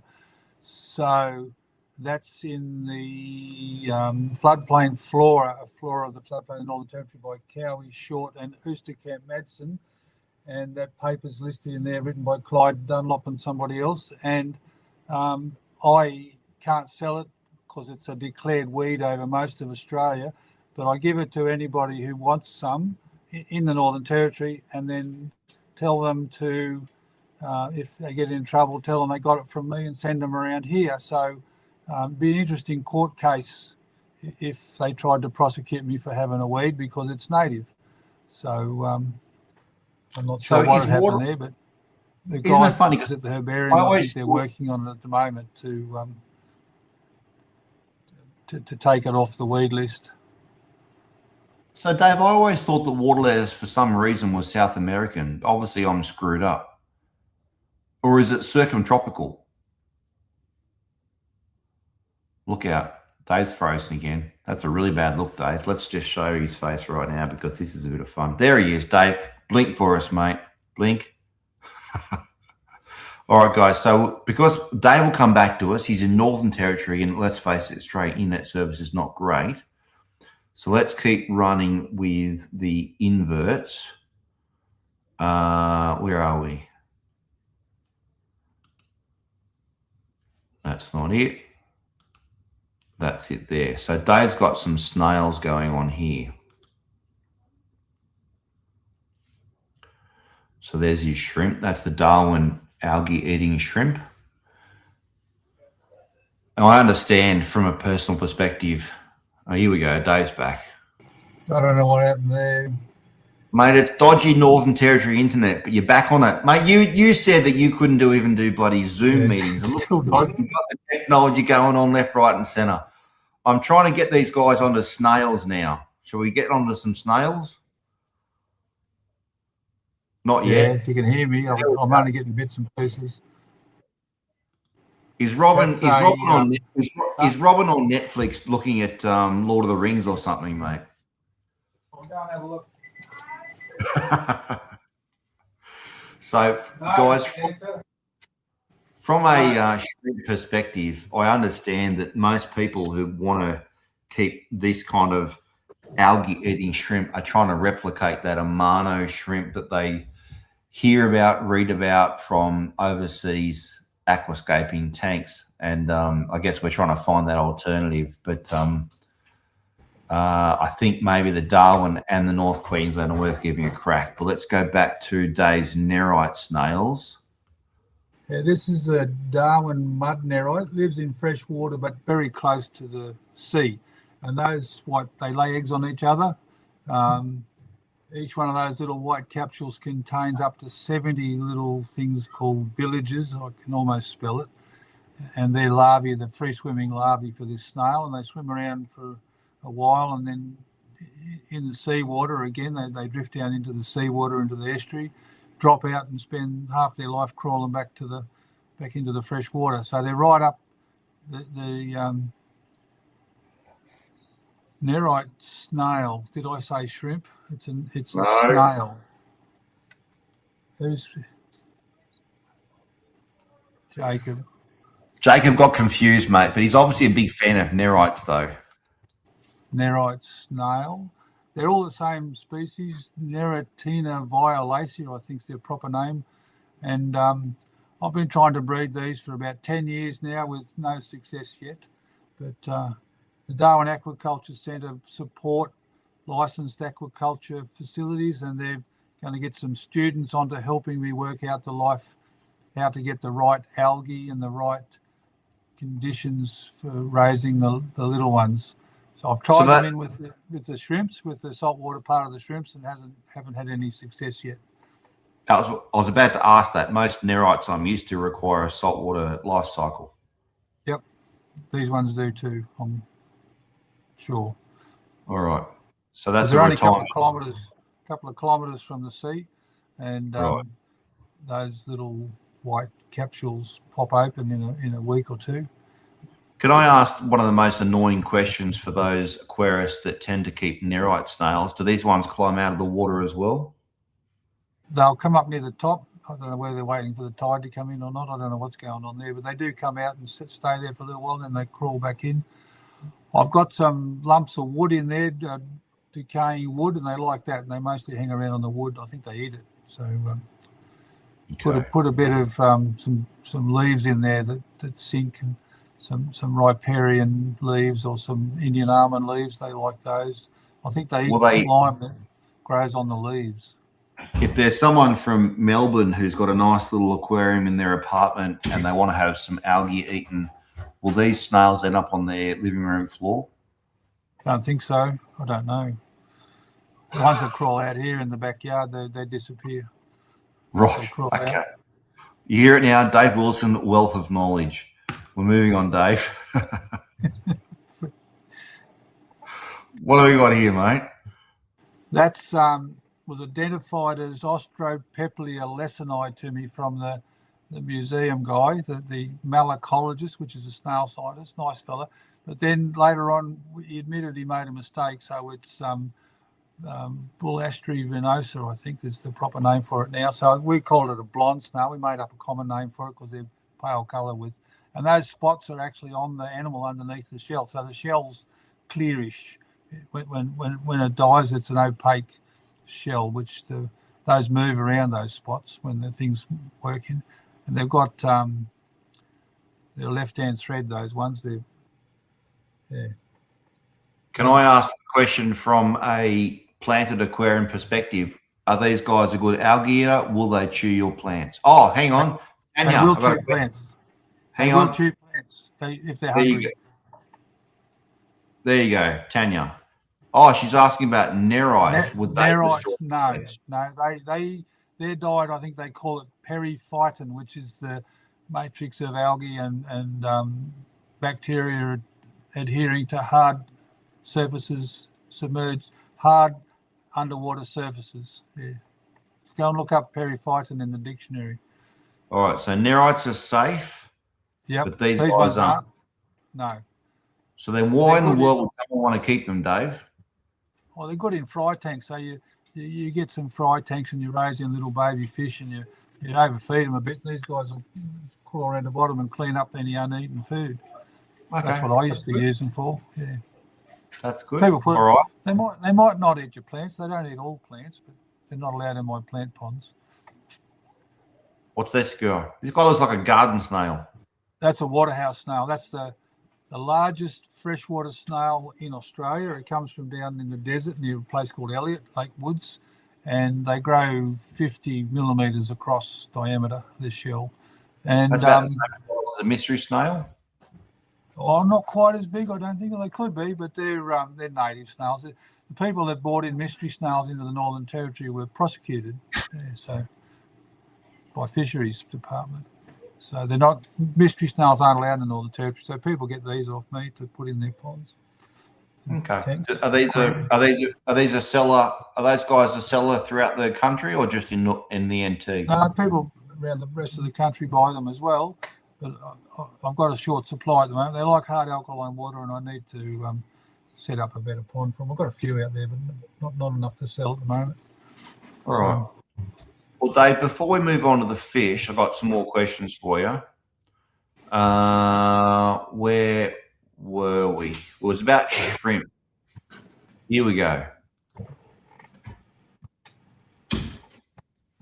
Do you breed your shrimp in really soft water, or do you push the boundaries and try to solidify a line that can handle more alkaline water? Now, I'm sensing Jacob's coming from the United States where he may have harder water. Yeah, I've got my bore water's got a total dissolved solids of 20 parts per million. It's got nothing in it, and I have to add the hardness and the alkalinity generated to all of my water, and I try and use most of the shrimps I collect came from the Howard River and the Finnis River and the Daly River. The Daly River is hard alkaline water, so they're okay in soft water as well as hard water. But I breed them in the ones that breed in fresh water are bred in the hardness about 100 ppm and the alkalinity about 60 ppm, which keeps the pH around neutral. But if it goes acid from me being slack, I'll put a bit more potassium bicarbonate in the water to keep the pH a bit closer to neutral. So there's a few ponds down the back at the moment starting to go a bit acid, need a good water change. Suck the muck off the bottom and add a bit of potassium bicarbonate. I buy that by the 20 kilo bag. So you are a believer in adjusting your water, because I do understand from watching some people or some podcasts over from the States, there is a tendency to try and go, well, suck it up. If you can't handle our water, we're not going to keep you, or we're just going to make you try and adjust to it, basically. You do tend to try and adjust your water to suit. Well, you're trying to produce, aren't you? Well, I've got, there's one fish that I make hard alkaline water for. That's the black masts or what do they call them? No, lost. Ceratocephalus, is that what it is? Craterocephalus, yeah. No, brain's gone. Yeah, Craterocephalus. No, brain's gone. It's Strawman. They're there's the Craterocephalus. Where's Pratty? That's in regards to shrimp. What's Pratty, where are you? Praddy, where are you from, mate? And again, my brain's not with me tonight, mate. But if you can tell us in the chat where you live, so that Dave can answer that question about whether or not he can send you some shrimp. I can sell shrimps to anyone except if they're in Western Australia and they want to buy the red-nosed shrimp. They've deemed them to be a possible pest, which is absolute BS, of course. So, Dave, this is a safe space. You can swear in this place. Bullshit, mate. That's it. Yeah. The West Australian government's got a different attitude towards things. They haven't read the Commonwealth, the Constitution, or the Mutual Recognition Act. I sent 150. Melbourne's okay. I sent 150 shrimp over to Perth there a while back, and the government took them all and euthanized them. So yeah. And then I challenged the decision, and they said that they didn't pass the risk assessment, and they used the federal risk assessment, which is, where there's a little dotted line on the map that separates us. That's all. And I did tell them if we went over there and had a good look around, we could probably find them as being in that state as well, because they don't know what's up to the north of them. Those people in Perth, they never go up there and have a look around. So now. Everybody, oh, look at that, Dave. That's a big screen, isn't it? Let's go to this one here. No, that one. Now we've got to be careful. We've got to be careful with Dave, because Dave has a secondary hobby that involves taking government bodies to the court. We like writing. We like writing letters to government. Last year, I think it was, I asked to have Bozeman's rainbow fish added to my aquaculture license. Now, they came into Australia legally between 1982 and 1986 by Aquarium Industries, imported them legally. So then in the Mutual Recognition Act, it says that anything that is traded in one state under a government license, and there's several different aquaculture facilities that have got this fish listed on their license. They came in legally. Then after 1999, they became not legal, but there's a section in there, section 303 GN part 2, says if it was legally in the country before the commencement of the EPBC Act, you can still use it. So I wrote all those things down, sent it into fisheries. The Director of Fisheries said no. So then I sent the same set of questions to the Northern Territory Ombudsman. He sided with the Director of Fisheries. So then I went to the Civil Administrative Tribunal and took the Director of Fisheries to the tribunal. So I was going all right until they started hinting that if I was successful under the Constitution and the 1992 Mutual Recognition Act, that they would appeal to the federal court. So then I withdrew. Now, in the meantime, Andy Wadham, a nice fella in Canberra, has submitted that, a couple of years ago, submitted the report to the feds, and we were told over the phone, not officially, that a lot of the rainbow fish have been approved, but then something's going on down there with the speed at which they send it out. So if it's approved, I will send the Commonwealth Gazette to all those people in the Civil Administrative Tribunal in the Northern Territory and say, look, there's more than one way to skin a cat. So we just wait and see. But we got some, Andy and I, mostly Andy did most of the work. We got some glossolepes added to the allowable import list and some Chilatharina. There's one really nice one, Chilatharina alleni. When all the paperwork sorted out for imports, we'll try and get some of those to grow here and spread around the country. So I can only assume, where are we going? Let's do this. Let's do that. Can you see that, Dave? Yeah, that one. That's the plant, the Marsilia hirsuta. I call it Hansen's Nadu. Oh, yeah, that's Wapoga. There's some beautiful fish. That one there, Chilatharina alleni, that's named after Gerald Allen, the rainbow fish scientist. He's he also did a lot of work on the little clownfish types of saltwater stuff. It's a lovely fish, isn't it? It's now legal to import, but you can only get it from a fish farm. So there's a fish farmer in Indonesia that grows these things, and he's gone through the process to be able to export them to Australia. So we'll try and buy some more from him. I can only assume, Dave, that the reason why species in the genus Glatherina and Glossolepsis are allowed because that's not Glossolepsis. Glossolepis. What is that? The first one that went was a salmon red. So they've been coming into Australia since the 1960s, and then suddenly in 1986 there was another act that came in that said they were illegal, and then in 1999 none of the rainbow fish from West Papua and Papua New Guinea were allowed in the country, and the Pet Industry Association of Australia put them up with 9 other fish to be allowed to have the report done so they could be allowed as imports. That they got a tuna scientist to do all that, a bloke called John Thorogood.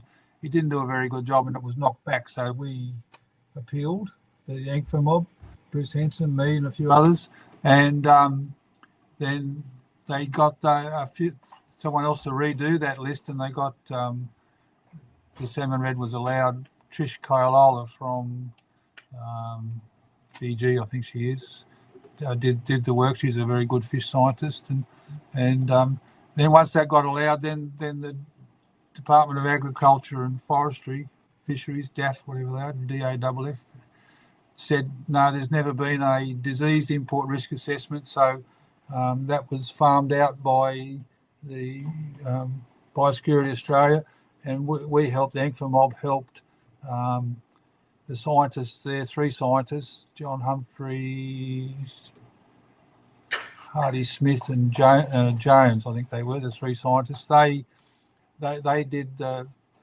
disease risk assessment, and we Bruce and I and others in Yankfa did all the research for them and sent them all the papers, and then we wrote to Nigel Scullion, the Minister for Aboriginal Affairs, I think he was. He's my local senator at the time, and he visited the DAF minister about 4 times with our request to put it on the allowable import list and override all the other stuff that had gone through, and eventually it got added to the list. That took 10 years, I think, over, long time to get stuff done with the government. They have to form another committee and have more discussions, and then form another committee to discuss what the other committee did, and it just goes on and on. Well, let's move on to some shrimp, Dave. Not shrimp, some fish, Dave. So talk us through. So you do plants, you do inverts, and you do native, mostly native, except those bedders, native fish. So well, the bedders were an accident, right? So they're feral. Yeah. So for anyone out there, you can tell now that Dave's second hobby is challenging government for legislation, but we won't go too deep into that because Dave will go for an ever about that, won't you, mate? Well, we like to try and find out why they won't do things, and that because it's not of national significance. It's just the hobbyists and a few small businesses. They don't seem to give it much import. So So the squeaky wheel gets the oil, but if the wheel squeaks too much, it gets replaced. And he who rocks the boat's the first to fall out usually. So, yeah. I'll start playing the video from your fish air blower and filtration system, Dave. So this is a 1.5 kilowatt blower. Now I'll just turn it down a bit, Dave, so that no one. Yeah, you don't want to hear the blower. It's rowdy. It's a rowdy thing. So we sent it up a 4-inch pipe. Right. What's happened there? I'm going slow-mo, Dave. What's that? A filter? That's the intake filter. Yeah. So that's air conditioning fluff that I bought off the local air conditioning place, and it's wrapped around a pipe full of holes. And that's drainage cell underneath that filter. That's that stuff we used to. So that's a 4-inch pipe. The air goes up that. It's low pressure, high volume, and it goes all the way to the end of the shade house. And there's garden hose coming off it all over the place, running air. So that right at the front there, that's one of the tanks sitting on top of the pond underneath, and they're half septic tanks. They're about 3,000 litres, and that's got breeding red claw yabby in the top, and the babies go down the bottom, grow up. So you got your main line, your main PVC line going down the guts. Is it a closed loop system, Dave, or is it just a single?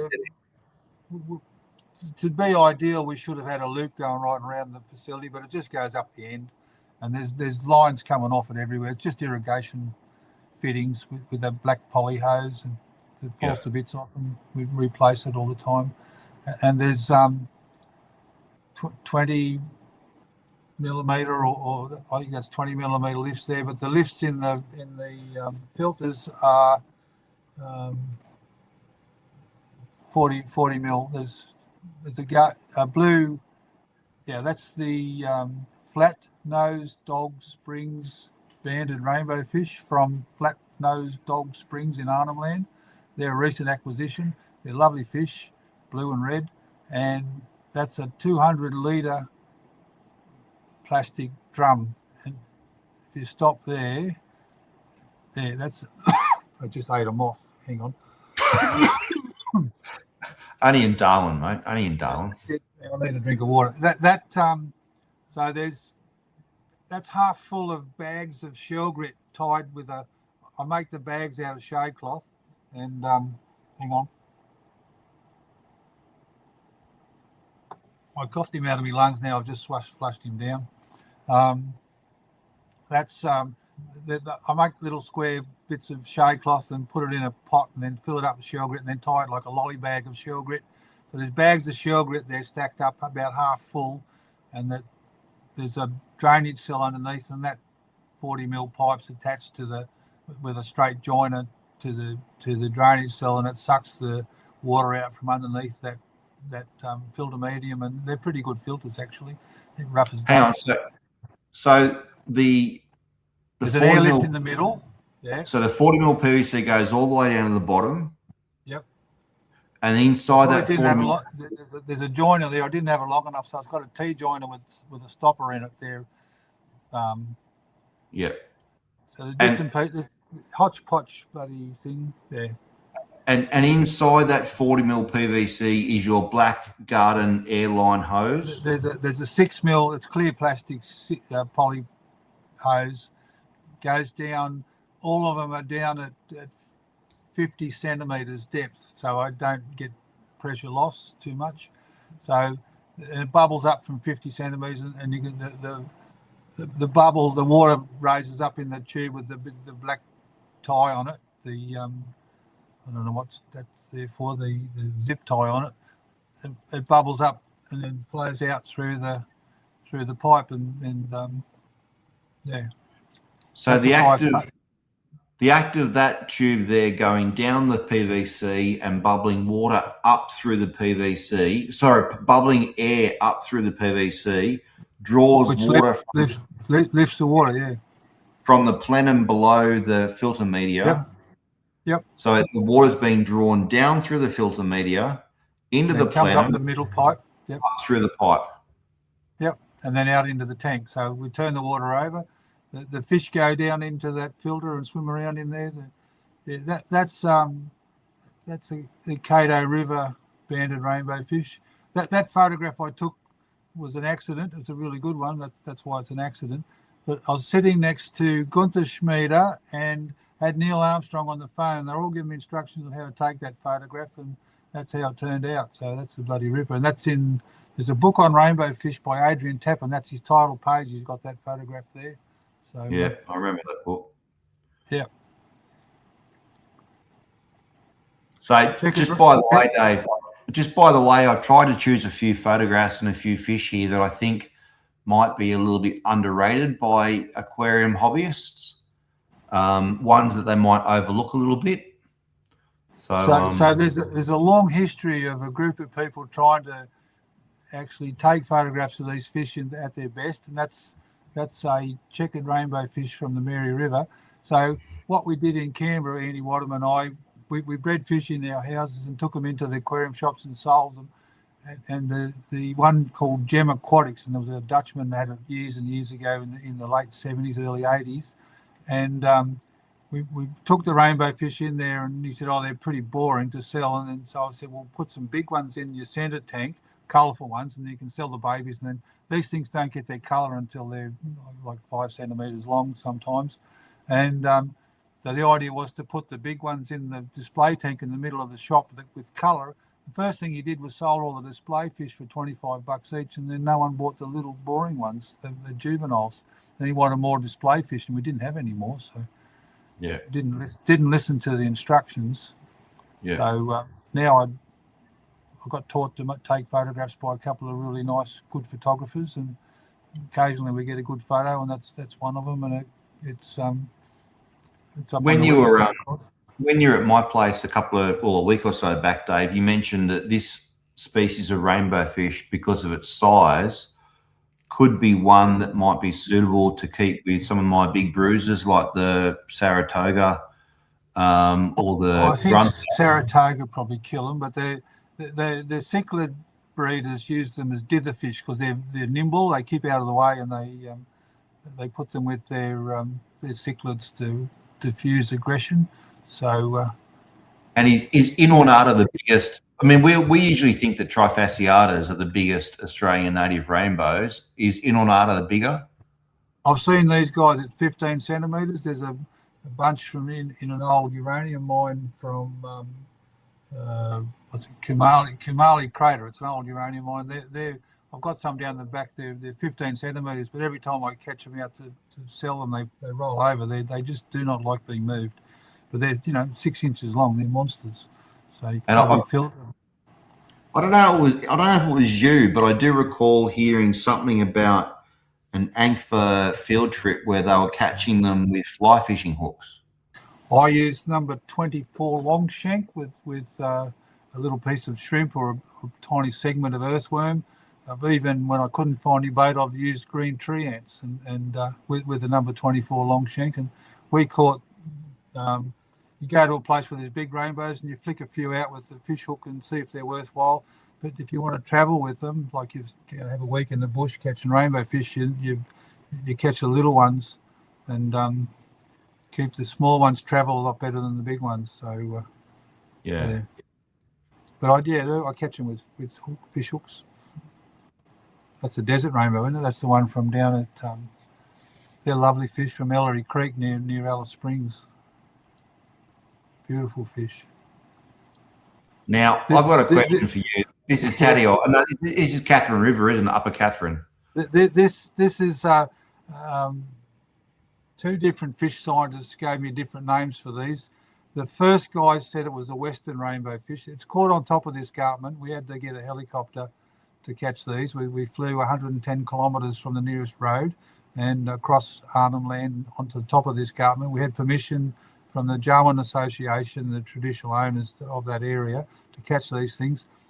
This is the Upper Catherine River blackfin rainbow fish. They're different to any others. One scientist that did the DNA work said they're one of the Splendida group, and the guys that actually collected them in the first place, the scientists from James Cook University, said they were western rainbow fish. The females definitely look like western rainbow fish, and the males look like that. So so I don't know. And so my question for you, Dave, because I used to keep a lot of rainbow fish and I had a nice big display inside my home. And at one stage I was looking at these fish thinking, that's a bloody amazing fish. But as we all know, when it comes to rainbow fish, they don't always look striking. It can depend upon lighting and mood. Does this fish look like that? Yes. The guy that collected these with us, I put the photograph up there, and someone accused me of enhancing the photo with colour saturation or whatever they do. And the guy that collected these with me just laid into them, give them a big serve about them being a nice fish. They are nice. And there's a Gunther Schmieder photograph. I can send it to you and you can put it up on the website showing them slightly different. Yeah. So what's that one? Can you... Oh, you should know this one, Dave. Yeah. This is Wilson Eye. A few years ago, they revised the McCulloch's rainbow fish group. Robin and I, when we first got here, I was sneaking around. I thought I was in Litchfield Park, but I wasn't. And I caught some little tiny fish. I didn't know what they were. I was looking for spotted blue eyes, and I brought them home, grew them up, and they looked like McCulloch's rainbow fish. So I took them to the museum. I sort of caught these in Burton's Creek, and she said they look like McCulloch's rainbow fish. And anyway, someone accused me of releasing McCulloch's rainbow fish in there. So Neil Armstrong photographed all the different colour forms of McCulloch's rainbow fish. There's redfin ones near Cairns. There's different ones in New Guinea, different ones on top of Cape York. And these guys are definitely smaller and slightly different colours. Anyway, then they did the DNA sequencing, I think, and they turned out to be different DNA, and they look differently. So when the ichthyologists, Unmac and Hammer, and I think a couple of others described them, they called this one Wilsoni, Melanitonia wilsoni. The one on the top of Cape York, they called it Melanitonia sahulensis. Sahul's the joined up land mass of Australia and New Guinea. That's a red one. He's been on the booze, I think. Threadfins. So you told me that this is one of your most popular fish species to supply. I've got a pond down the back. I didn't take a picture of that. I actually won a prize for that photograph in Germany. Down the back pond, there's a pond there with those threadfins in it. And I just throw some fertiliser in there every now and then to keep the water green and the plankton growing, and the fish just keep breeding. That's pretty good. So we've got about 5 ponds of threadfins going at any one time, but there's one big one down the back that's 12 metres by 12 metres by 2 metres deep. And there was some lovely little black and white ducks on there today, Burdekin ducks. So, yeah. So I've never kept the threadfins before, because I must admit I always thought that they might be a bit too soft, a bit too weak in the aquarium. What's your small mouths, so they're tough fish. That moth acting up. Mate, you better watch out. The Asian house gecko might try and fight you for it. There's a whole stack of them on the window here. Where are they? There's one there. I don't know where you can see him. Oh, he's right there, is he? No, you can't see. You only see the wall. Yeah, there, we get him. He's on the outside of the window here. You know, I was looking at a reptile YouTube page, or video, I should say. I might have been last week. I tend to watch mostly reptile stuff as opposed to fish stuff, and they were importing Asian house geckos into the pet trade in North America or Canada. It's a pity. Australia's really backward when it comes to their wildlife. They've got some lovely animals here. The most popular pet after cats and dogs and parrots in United Kingdom's bloody bearded dragons from Australia. No one in Australia is making any money out of it, and they're all captive bred. There's a thing in America called pocket pets, and they're all sugar gliders from Australia, and there's huge amounts of money being made by people in those. The smugglers made some money out of them. Now they're a massive industry. I went to Singapore to a fish conference, and I got taken around to a couple of places that produce ornamental fish, and the 2 places I went to, oh, you're from Northern Territory? And I said, yes, I am. Can I get Emigura turtles? And I said, I've got 70 Emigura turtles. Well, I can't send them to you because we can't send them out of Australia. And I said, how many do you want? And he said, 30,000 a month. Right, so anyway, they're after a business over in Borroloola for the Aboriginal people over there, or north of Borroloola on the mouth of the Roper River. And I said, I'll put forward that they breed Emigura turtles and send them to Vietnam or Singapore. And I never got into prices or anything, but 30,000 a month, that's a lot of turtles, and you'd have to have big farms. There's businesses there all over the place that are going by, and Albo keeps going the way he's going. We're not going to have much of Australia left. We won't be able to go anywhere. That story kind of reminds me about your your green tree frog meat. We're failed frog farmers. Yeah, that's but we another. won't go into that. We're back onto fish, Dave. Let's get back onto the fish before we get sidetracked.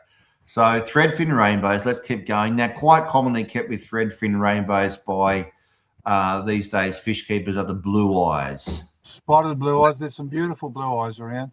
There's honey blue eyes in Queensland and northern New South Wales. There's Pacific blue eyes. A lot of them like a bit of salt, but I think some people you get some in fresh water. And there's a delicate blue eye here, and there's another one that the fish scientist talks about down in the Darwin. He thinks it might be a new species. That's a blueback blue eye. They live in fresh water, but they do better with a bit of salt, bit of brackish water. So that's a Gunther Schmieder photo of the ones we caught out of Buffalo Creek here in the Northern Territory. Yeah, males go bright yellow with iridescent bluebacks. They tear around. They're incredibly difficult to photograph, the little buggers. But, and these guys are tiny, aren't they? Yeah. So if Albie's still watching, he made a quid out of those, catching them out of Buffalo Creek and selling them into the aquarium trade. And that's how I got an abusive phone call from someone in Queensland that was breeding them and selling them for $5 each. This is way back 20, 30 years ago. Selling them for $5 each, and then Albie come in and sold them heaps of them for a lot less than that, and flooded the market, of course. Yeah. Yeah. So. My problem, I guess, keeping blue eyes is that I've always had success with blue eyes in ponds where I've done nothing. But every time I try and keep a blue eye in an aquarium, they'll survive, they'll grow, they'll do the aquarium thing, but they'll never breed. I think there's better foods in ponds. You got plankton, even though if you just put a big body of water out the back and do nothing, algae will turn up, chironomid larvae, all the insect larvae. There's a whole extra food source in ponds outside, so that's probably why. Fly-specked hardyheads and pennyfish breed in ponds. Well, I can't get them to breed, or the fly-specks I can, but the pennyfish won't breed in tanks. I've tried that before, but they breed okay in ponds out the back. So, but I guess the problem, Dave, is not a problem, but I guess the issue is that with the blue eyes that you might want to put as a display fish into an aquarium, they're not exactly a long-lived fish, a couple of years, aren't they? Which I guess is similar to a neon. 2 and 4 years. Yeah, 2 and 4 years. Breed them young and breed them often, I think, is the best advice. And so for people that don't want to be a breeder but just want to have a nice display tank, what they're looking at having to do is to restock their blue eye population after, let's say, 2 or 3 or 4 years. But unlike a neon tetra, which is costing $3 or $2.50 a fish, I mean, I heard just recently that they're selling honey blue eyes for like $25 a piece in Brizzy. Yeah, someone's doing all right. Not me. Like, how can you do that? You can't. You know what I mean? Like that's not feasible as a way of trying to maintain a species as a display fish in an aquarium. I sell them for a lot less than that, and we guarantee the delivery to live. They get a refund or a resend if nothing survives, and I send them all over Australia. I can't send them out of the country just yet. So let me. I haven't got it anymore, Dave. I was just trying to share your website. Hang on, I might be able to do it. Hang on, and then I was going to bring up the. So back to the blue eyes and ponds. So what we do here in the dry season, I go out onto the floodplain, and you know that black soil, dried up ponds all over the place out there on the floodplain, and I dig up some of the black crumbly soil out of the bottom of what would have been the bottom of the pond in the middle, and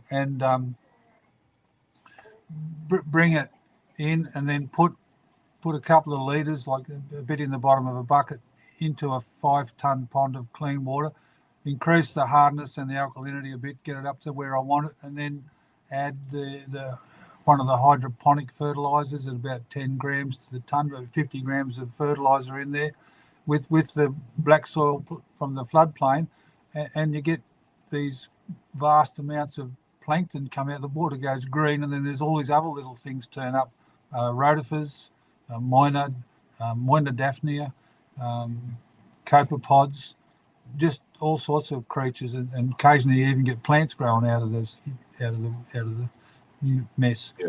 And then what I do then is I start up other ponds. I get a plankton net and then net some of that lovely stuff out and put it in the next pond. So last year I went out and I got a little freshwater sponge in there and I put it up on the local Facebook page and asked what it was. And I got a reply from the United States from a scientist that worked on sponges. So I sent some to the USA, preserved in ethanol, let all the ethanol out of the little bottle before we put it on the plane, but it was already soaked in ethanol to preserve it. And he's come back with a species of sponge, what it is. And that none of the local scientists that I sent pictures to could even have a guess. They wouldn't guess. So, yeah, so that was good. So there's lots and lots of creatures you get accidentally, plants and plankton. So that we use that method to raise our fish. I'll get a net full of plankton in a bucket and I'll go and tip it in the big pond down the back and fertilise it.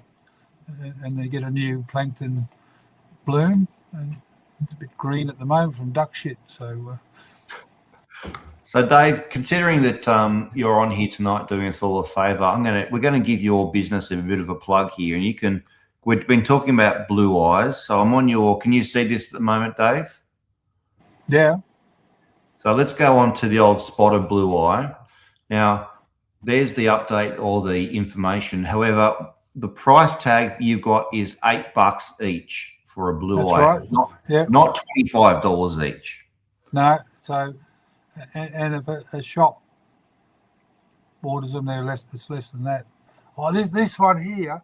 I've got to change this website. That is the one from down in the Bloodwood Billabong down on the Daly River, and it's probably a new species. So we've called them Pseudomugal spit, and then golden blue eye. So I've got to change the pictures in there. The delicate blue eyes aren't quite as colourful as those, so we've got to change that. And that was from one of those government surveys they did down there, and the local fish scientist here, Michael, he's a nice fella. He's put in that publication from down there that they probably a new species. So we've gone one step further, and I'm hoping he will describe them, give them a proper name. But we've called them golden blue eyes because they're of a gold colour. And I think I've got some of those coming up in the video there. Dave, if someone wants to buy blue eyes from you, you send your fish in those smaller white eskies, don't you? How many blue eyes can you fit in an esky? 5 litre eskies. I can fit 60 blue eyes in one of those eskies. So if you want a lot of blue eyes, I can send you 60. One got lost for 8 days once. We put a little bit of salt in our water for 4 parts per thousand, 5 parts per thousand. Another thing called ammonia locker from MASC 2001 from Queensland. There's a guy there who makes that stuff. And if they're grumpy fish like a Saratoga or nursery fish or some of the other grumpy fish that don't like being transported, I anaesthetise them as well. So, yeah. And what is the I think a lot of people might get concerned with the idea of having to order fish all the way from Darwin and the cost of the freight and the distance. The fish were the 60 little, I got halfway through that and then diverged off into something else. The 60 little spotted blue eyes that went missing for 8 days all turned up alive, I think, except 3. 3 passed away. So, and I already put a few extras in there anyway, so they didn't lose any fish. And we all thought they'd be all dead and I'd have to resend them or refund their money. So that's the Star Trek of, I used to use toll, and I'll put shit on toll here. After COVID, they revised my freight up by multiplied by 3 because I hadn't sent any fish, not enough volume. And I said that the volume stopped because I had to go and get a real job because the fish all died in the aeroplanes. So I put them on the aeroplanes, and then the aeroplane had been defected because one of the pilots got sick, or the ground, what do they do? The maintenance hadn't been done and the pilots defected the plane. They'd sit there for 3 or 4 days before they got sorted. And I'd say, can I get my fish back? And they say, no, you can't. So then they'd all turn up dead. So we stopped sending fish during COVID. That's when I got a job with the Department of Environment. We did the fish surveys down in the Beetaloo Basin for the gas fracking thing that's going to go ahead shortly, I believe. So, so we asked Toll to go back to the freight rate we had, and they refused. So I went over to Star Trek, and they've been pretty good. But we only send out on Mondays and Tuesdays now, so that avoid the things being. It might take 2 or 3 days for them to get there, but they're pretty good. We do have the odd muck up. Someone left them out in the snow at Orange once in the winter time. If you're talking about someone like Pratty who's down in Melbourne, or Tanya who's down in, I think she's in SA, how long does it take to get a small esky of fish or plants from you down to there? Oh, usually overnight in the cities, or 2 nights. Overnight now officially is 2 nights for Toll and Post. And if the minimum temperatures are below 8 degrees, we don't send them. We just wait till so if it's middle of winter, we don't send things out because it gets too cold. So that's pretty amazing considering I'm in Coffs Harbour and it takes me about 5 days to get something from the Gold Coast. It's got to go. Yeah. It's got to go to Sydney and back again. So that's pretty good. So it shouldn't put people off buying fish from you. The distance. That's Star Trek Premium, I think they call it. Yeah, so it costs about $37 or $38 for the freight, and then I put a bit on for the esky. So about $47 we charge for a 5-litre esky, and we can put 10 rainbow fish in a bag. There's 3 bags in the esky, or 20 small fish. I can put 60 threadfins in a box. So 150 shrimps, 50 shrimp to a bag. As long as I purge them first, and then a little bit of salt and what else? The ammonia locker. So that's amazing, that ammonia locker stuff. We put in a 50-litre, so a 100-litre drum, half full of water, sending Saratogas about 25 centimetres. I'll put 10 25-centimetre Saratoga. This wasn't my idea. It was the idea of the person buying them. And they gave me the recipe for the water, and we put some aerators inside the lid of the, I think 4 aerators, and fill it up with oxygen and ammonia locker, and the fish were purged for about 4 days, and they all survived the trip. They're anaesthetised because Saratogas are mad. They destroy themselves inside a box. So put them to sleep. All right, let's keep looking. So what have we got going on? Oh, there's your not delicates, are they? No, they're golden blue eyes. They're lovely fish. Yeah, so don't have many of those at the moment. I'm trying to get them going. And this is one I've been trying to breed for years and years and years, and have a lot of trouble. They've got very small eggs. There's another one that comes into the freshwater, lower parts of the freshwater, and lays eggs. And in about the year 2002, it might have been, I took a whole pile of little fry and eggs and everything into the museum and gave it to the lady there that specialises in gobies. She called that one Magilla Gobius wilsoni. There you go. So this is the Wilson's Beach Goby. Wilson's mangrove goby. Yeah. Mangrove goby.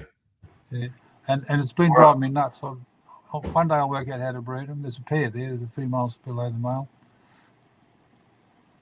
I got to cast a Tracy Grimshaw question for you, mate.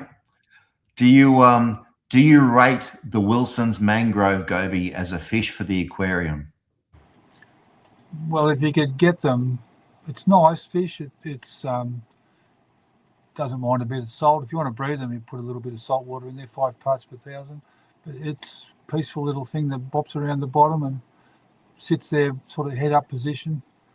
I like them, and I've usually got some. I haven't got any at the moment. I'll go and catch some out of a pond down there. So could you set up a tank that might include other things like the Cynodorsalis with them? A perfect pairing. The Cynodorsalis and those mangrove gobies. There's a really special looking one that's black with yellow fins, and I think there's a Gunther Schmido. That one there. No. So we're talking about that Cynodorsalis going with Yeah, not those ones. These This one guys? and the beach rock mangrove goby, the black one with that one there. So that's a lovely little fish. They're local here. I think that's a Gunther Schmieder photo. That one. They're really nice fish. But they're not always that colour. They're quite often drab mottly colour, and they get that colour when they're happy. You feed them some good tucker, and the males fire up, spar with each other. They very small fish. Fly-specked hardyhead, Craterocephalus stercus muscarum. Then I remembered it. And the other one that we're trying to think of before is Craterocephalus stremoneus, the strawman. Now, Dave, I've got a question for you. Now, I don't know about you, but I've got to go and hang a leak and top up my whiskey. So I'm going to set you up with a question that comes from, do you know Gabby Henderson? Doesn't ring a Gabrielle, bell. you busy? No, I thought you might have known her. She's pretty up there in reptiles and fish and stuff. So I'm going to set you up with this question, Dave, and then I'm going to piss off and hang a leak and get a whiskey top up. What's the most underrated native fish in your opinion? Oh, the checkered rainbow, I suppose. Hang on. The fly specks. No, the fly specks is another one. Oh, you got to choose one, Dave. I got to go and do a leak. You got to choose one. You go and have a leak, and we'll talk about this one then. The Upper Catherine River blackfin rainbow. There's a story to that. The Upper Catherine River blackfin rainbow fish collected. You tell us. Go. We went to the picture was taken by the guys doing the North Australian freshwater fish surveys, NAF surveys, and they found this thing. They flew up there in a helicopter from Catherine and caught this fish, and then he put them on the rocks and took some pictures and sent it to me. Asked me if I'd ever seen one like that, and I said no. So we then went to the Darwin Association, and they contacted the Werribee Association, and we went up there, got permission to go into Arnhem Land, and the helicopter, we went in, landed at the bottom end of Kakadu National Park. We flew right across Kakadu into Arnhem Land, landed on top of the escarpment on the Upper Catherine River, scratched around, caught these fish, and then flew back again, took them home, and they all got a disease, and lucky Dr. Bruce was there. He fixed them up, and we've had them ever since. And it's a place I don't think we'll ever get in there again. It's just so hard to get to. There's no roads. And the nice man in the helicopter, it was his work vehicle. He was rehabilitating uranium mines out there. And he said he had a fun day, and I had a pocket full. I had a couple of $1,000 in my pocket to pay him, and he said he didn't want it. So that was good. Just for the helicopters are expensive. They're about, the Robinson was about $900 an hour back then, and the Jet Rangers are about $1,300 an hour. So they're very expensive. A good way to go fish collecting. But these guys are very nice fish, and they do have that colour when they're happy, but they can go really drab colour if they're not. Can you read that, Dave? Dave, used to be latter. What's that mean? Gabrielle Latter. You do know her. Okay. Hello, Gabrielle. Just think turtles. Just think turtles. Could be the BSF taken over. It's the one step before dementia. Brain. All right. Now, I'm going to fast forward. Right now, Gabrielle's hurting, mate, because you're not remembering her. Sorry. We're going to move forward to something that Phil Porter asked about a while ago, which is this picture here. Meanwhile, okay. I'm going to get a drink. You talk about that, Dave. Okay, so I've got an aquarium out the back there, a 4x2x2, and that fish was 20 centimetres, 25 centimetres. It's got 3 little barbels on the front. So it was a bit different. He was in the tank for a fair while, and I kept photographing him. Anyway, that that is an aluminium. That's a photograph done on an aluminium backing. It turned up in the mail with no information on who took it. I eventually found out who took it. They just took it and sent it to me for fun.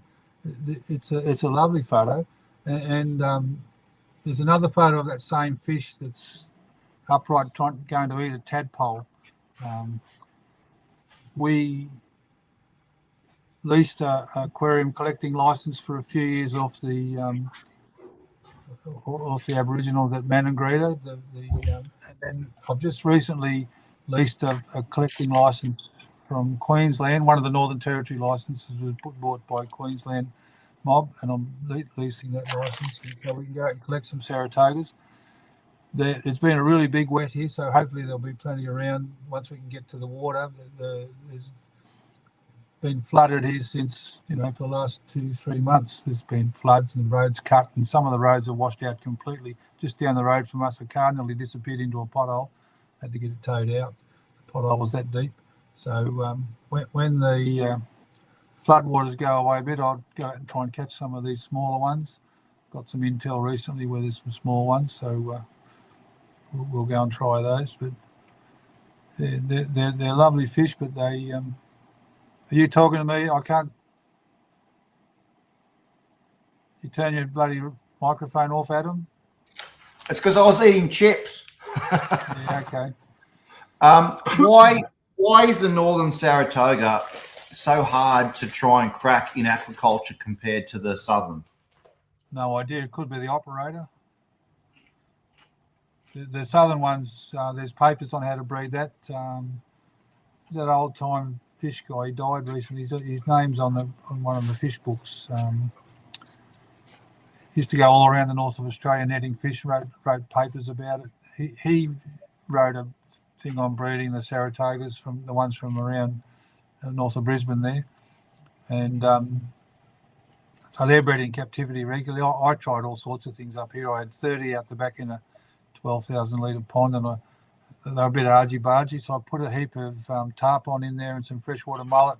There's dither fish, and they sort of settled in a bit, and then a couple started pairing up, spinning around each other, so I caught them out, microchipped them and tossed them into the big pond down the back that's now growing threadfins, and then two pair down there, and there was some floating clumps of plants and things, a bit of cover, and after a few weeks, there was one floating dead down there, and then another one, and then another. There was one big one left there that they killed each other. So they're not very sociable fish, and I think you need a bigger billabong to try and breed them.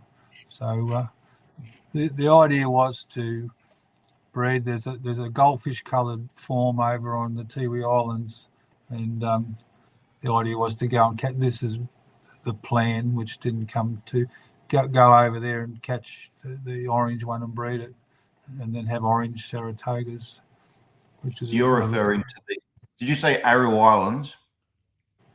No, the Melville Islands. Sorry, did I say Aru? Oh, Melville. That's the one where guys might have seen those sort of pied-coloured red, or not red, but orange sort of blotched Jardinis. Yeah, there's been a few photographs taken of them. So I contacted the traditional owner of Goose Creek, which is Doriana Bush. Went over there for 2 meetings with the Tiwi Land Council and got permission to catch some. But just as we organised the whole thing, the COVID hit, and we weren't allowed into any Aboriginal areas during COVID. So then years went by, and I haven't been back there. And so we haven't. The idea was to learn how to breed them with the ones from the local ones here that are easy to catch, local. Once we learned that, to go and get the special ones over there, we'll try and catch. I'm sure the ones in that same area, there's black ones, white ones, the leucistic Saratogas, orangey red ones, and black and orange, like goldfish colour and black patches. So Dave, they're really nice looking fish. The Jardinis that I see on YouTube channels that are over in the States, they're from New Guinea. They're New Guinea. Yeah, so There was guys here, Bill Bousted, and there's a couple of guys in Queensland. They were making good money out of Saratogas, and then someone found out that they were also in the Fly River and the southern rivers of New Guinea, and the big business started up, and the price out of these ones here for export dropped right off. So most of the market now for the Jardinis within Australia, the export market stopped. Right. So maybe what we could do, because we're getting on, aren't we, mate? 2.5 hours. We've been going a long time, buddy. This is an example of an aquaculture idea that you were trying to work at, but for the time being hasn't been successful. So maybe what we could try to help anyone who wants to try that. Someone needs to do it, and we make arrangements with traditional owners to profit share. So if I don't make any money, we don't pay any money back to the Aboriginals. But I used to pay 5 different TOs, traditional owners, a percentage of the farm gate sales of the fish we catch on their land, and they give me permission to use the name of that fish, the Aboriginal name for that language area. So the little threadfins, they've got Mungai out in the Arafura swamp, called them bijal, and anything little fish that had red on it was bijal. Anything that had a bit of green on it, yellow on it, was rimu. So they didn't have individual names for small fish because you don't eat them so much. The bigger fish you eat, they had names for all of those. I've got all those names written down somewhere. That's the Yolngu, I'm not saying that right, Yolngu Mata, the language for that area there. So interesting. And any of the Giardini that were being traded through aquarium stores, not so much the last couple of years, they haven't been around, but let's say 5 years ago, were they coming from you? Some from me, through Giardini, through the guy in Brisbane, and quite a lot from Jason. A lot from to Jason. A lot from Hurley's. And there's a couple of guys here that got licenses to collect. I think Queensland stopped freshwater collecting altogether. I'm not sure how it works, but there's been some terribly dry years here. Not this year, but numbers were down. Also, land access is dropping off. Every time a traditional owner puts in a land claim, they turn it into a national park and then give the traditional owner a job as a ranger to look after his own land and pay him a wage, give him a car. So Jukbins National Parks, there's a few small national parks that popped up and you can't go. There used to be plenty of Saratogas there for the taking, but now you can't go in there without making arrangements with the traditional owner. And I think one of the places I tried to get into with an arrangement, they wanted $3,500 every time I went in there. So you'd have to catch a lot of Saratogas. It just wasn't, just stupidity. Yeah. I offered a profit sharing arrangement, which means I do all the work and then they get a percentage of the profit once we sold them. It wasn't suitable. They wanted money up front. So. And was that though for export, Dave, or for the domestic market? No, I've never exported fish. I send them to people that do export them, that have got an export arrangement.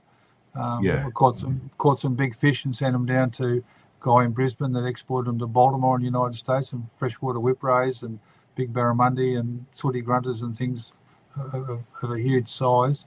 And recently someone exported 200 white rainbow fish from me, went down to Brisbane and they were exported out from there to Poland, so to a public aquarium. Yeah, so.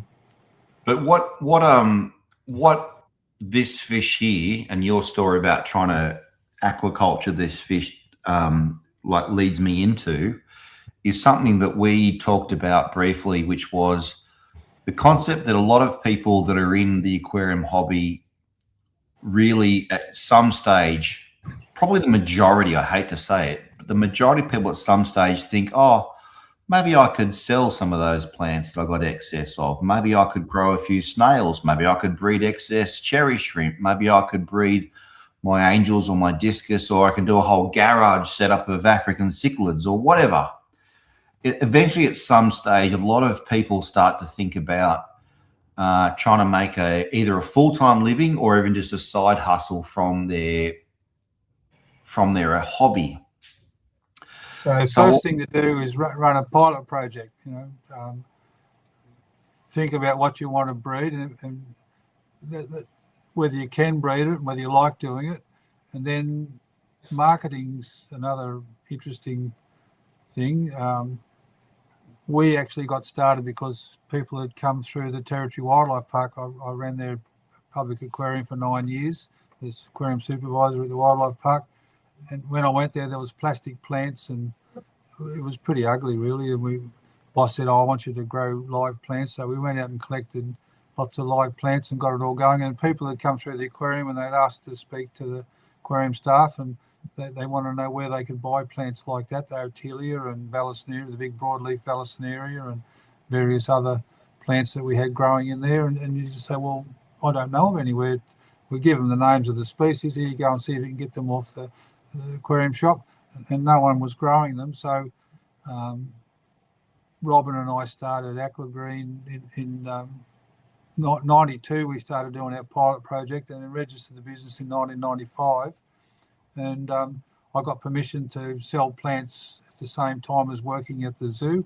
And I worked there for quite a while, and then eventually left the wildlife park and tried to make a go out of just selling. Mostly we sold lots of water plants, but then after 6 months after I left the aquarium, fisheries come around and said, you need an aquaculture license to grow water plants. I was only going to do water plants.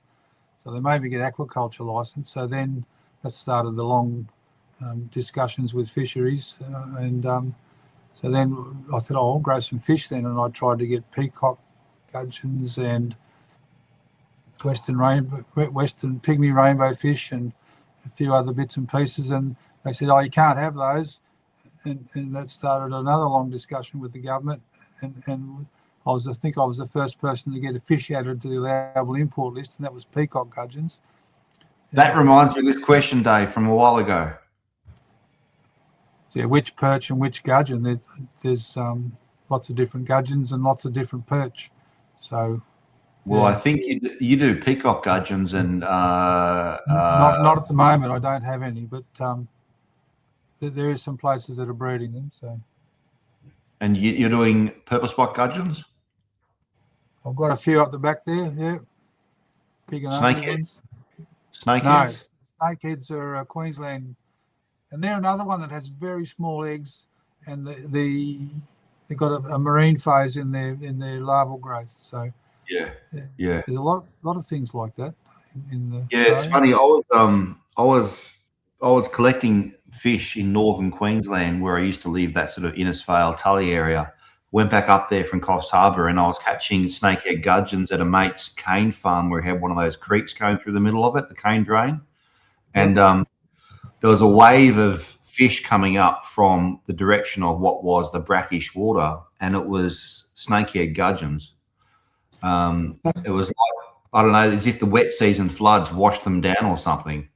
I don't know. I think I did a week's work experience at that big aquarium in Townsville, the Reef Wonderland or whatever they called it. And I was looking at the foods they were feeding their big aquarium, and there were snakehead gudgeons trawled 8 kilometres out to sea. They got trawler bycatch to feed their fish. And I said, where'd you get these from? And they were, same rainbow mud cod out to sea. So they've got, there's a big word for that. Can live in fresh or salt water like barramundi and tarpon and snakehead gudgeons. We don't have those here. Uri halite. That's a big Uri word. halite. Yep, that's it. That word. You know the irony thing, Dave, is that when I lived up there was a bloke, just a suburban fellow that was living in Innisfail, and he would collect, probably illegally, purple spotted gudgeon as well as snakehead gudgeon, and he had a sign out the front of his house on the road that said mud cod for sale from $5. There you go. And he was selling those, probably illegally collected, to the barramundi fishermen that want to go out and crack a barra. Apparently they're good bait, rainbow mud cod. Yep. Yeah, and yet, meanwhile, if you want to go and buy a snakehead from, I don't know, aquarium store, it's probably $150. I don't know how much it is, but they're great. They're great aquarium fish. I love them. They're fantastic. So Dave, in terms of having a business, you got to know that you can do it, but you've also got to know that you can sell it, and that's another thing that happens. The big items for guppies and goldfish are imported from overseas, and they're grown in I think a lot of stuff comes through Singapore. It's grown in Malaysia and Vietnam, comes across and then comes down into Singapore, and there's some really big distribution hubs there, and then they come into Australia through the big wholesalers, importers, and then out to the aquarium shops. But you can't compete with the stuff that's grown overseas. So I picked on blue eyes and shrimp and things like that, the things that I thought I could make some money out of, and plants was what we really thought we could make some money out of it, and it's sort of worked, but it's not. I've had to go back and get a real job every now and again. Dave, to plant, is it legal to import? Actually, I don't think it is. It's not legal to import aquarium plants into Australia, is it? I'm not sure. I don't think it is. Oh, no, it's not, unless they're done by tissue culture and gone through a approved quarantine. Okay, tissue culture, yeah. But the Pisces down in Brisbane grow lots and lots of water plants. So anyway, when I started growing all the native plants, Ed Fraser, nice fella, he turned up here, and so I gave him 50 species of native plants, and he started growing them down there in Brisbane. He's still got a fair few going. Like we've put Pogus demon stellatus into the aquarium trade, and a few other nice plants that grown commercially. And I think once you start trying to compete with the big guys, you won't do very well. So we try and grow things that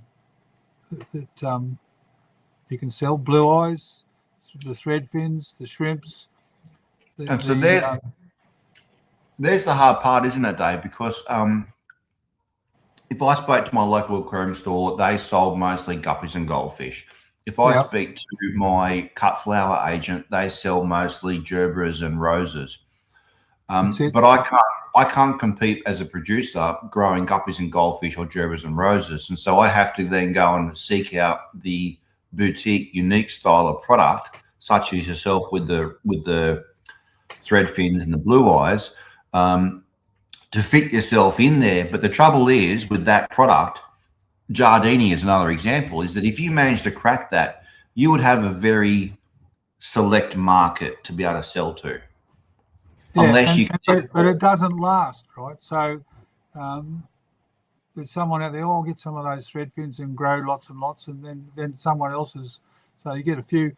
The rainbow fish group, a new one would come in and everyone would grow that, and they'd be selling them amongst themselves, the hobbyists thing. And then while they were new, everyone wanted to buy them, and then suddenly there'd be a lot of people with a whole pile of fish that they can't sell. So, what do you do with them? So it's like the fashion industry, I suppose. Everyone wants to buy bluefish one week, and so you breed up a heap of bluefish, or the best people are the ones that actually set the trends, right? So you get a heap of a nice bluefish, and you breed them up into lots and lots, and then suddenly you write an article in a magazine or something. So these bluefish are lovely, and then everyone says, "Oh, where can I get them?" And I just happen to have a few here, but you've got thousands and thousands and thousands of them. So you go, all right. We did it with the snails, with the red-nosed shrimp, although red-nosed shrimp are still popular.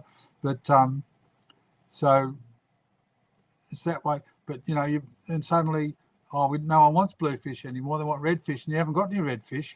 But someone else has got the redfish, so suddenly you've got no sales, and that's how it happens. And turnover can go from $30 in a week, which has happened a couple of times with us, and then $7,000 in a week, which has happened not often enough, but it does happen every once, I think. But we need a certain amount of money each week to pay the electricity bill. Those big blowers, that's 1.5 kilowatts, and the water pumps are 1 kilowatt, and so there's a fair bit of electricity being chewed up in the middle of the night. Daytime we've got 26 kilowatt solar stuff. So there's lots of costs, but you need the turnover to keep up with the costs, I suppose, as you would with your flower market. But an example is a guy here quite a few years ago. He had a printing business, nice fella, and he saw that the discus fish in the shop were $300 each, and he thought, oh, I can make a good living out of these. So he went to fisheries and to get an aquaculture license. Never grown fish in an aquarium before, and they sent him to me to talk about it. And I said, well, get yourself between 4 and half a dozen 6x2x2 aquariums, put them on your veranda, fill them up, buy a few discus fish, see if you can breed them before you go into a big way, do a pilot project. Anyway, he started, but he bought 100 ponds, whatever, the 400 litre ponds or 1,000 litre ponds. He bought a big lot of ponds, and so he went all in. All his discus fish died. Yeah, so the fish pathologist at DPI, nice fellow, John, came around and borrowed all my aquarium books and tried to find out why his discus fish died. But then, he spent a lot of money, and then he had a whole heap of ponds, and he gave up. And he should have, if he had done a small pilot project and found out there's a reason that discus are $300 each. And then he would have flooded the market pretty quick as well. Once if he got started on lots and lots of ponds. So anyway, he gave up. I don't know what he did after that. He retired, I suppose. There's a comment here from Friar Duck that says flavour of the month fish in a small market. Yeah, that's Australia's not much. Yeah. Yeah. And I guess, Dave, in a way, that's the reason why I was trying to poke you a little bit in regards to these shrimp here. Yes. But so also we've got 4 species of Ateiid shrimps and a couple of three or four species of snails. If I can work out how to breed those nerites, I'll do really well for a while until someone else works it out. And it's just ongoing. So you try and go bush, find something that you think you might be able to sell, something with a bit of character like that snail, and breed them up into lots and lots and lots, and then write something, put them up on like these days with the internet and Facebook and all that sort of stuff. There's a place there where all that type of thing can be spoken about. So yeah. Well, I mean, this is the North Queensland Caridina, but I mean, that's been spoken a lot about in terms of the aquaculture, not the aquascaping hobby, and the comparison to the Amano shrimp. Because, like it or not, most people in Australia that are involved in the aquarium hobby, be it salt or fresh, do watch international media, Facebook, social media, YouTube, and they are influenced by what they see from overseas, including myself. And we can't obtain Amano shrimp in Australia, yet we hear the word Amano shrimp, and so we want something that is basically the next best thing. And I guess the ultimate, Dave, I guess, is to crack something that will be a little bit tricky to breed or grow, that people maybe can't be asked to do because it's a little bit hard, just like that salt to fresh conversion, that has a market that is driven by social media. Yeah, well, that's a bread and butter item, like we call those. They're your sort of mainstay. I suppose it's a hard one, but it's like any sort of business. If there's too many people doing it, then there's not, the demand is. I get overseas inquiries every other week, and can't send them out of the country because of it's too difficult to. Yeah.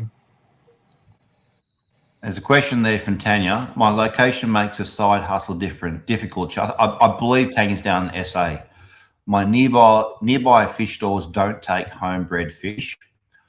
Well, a lot of the fish stores, the big franchise people have got contracts with the big wholesalers, and they've got smaller amount of species that they come in all the time.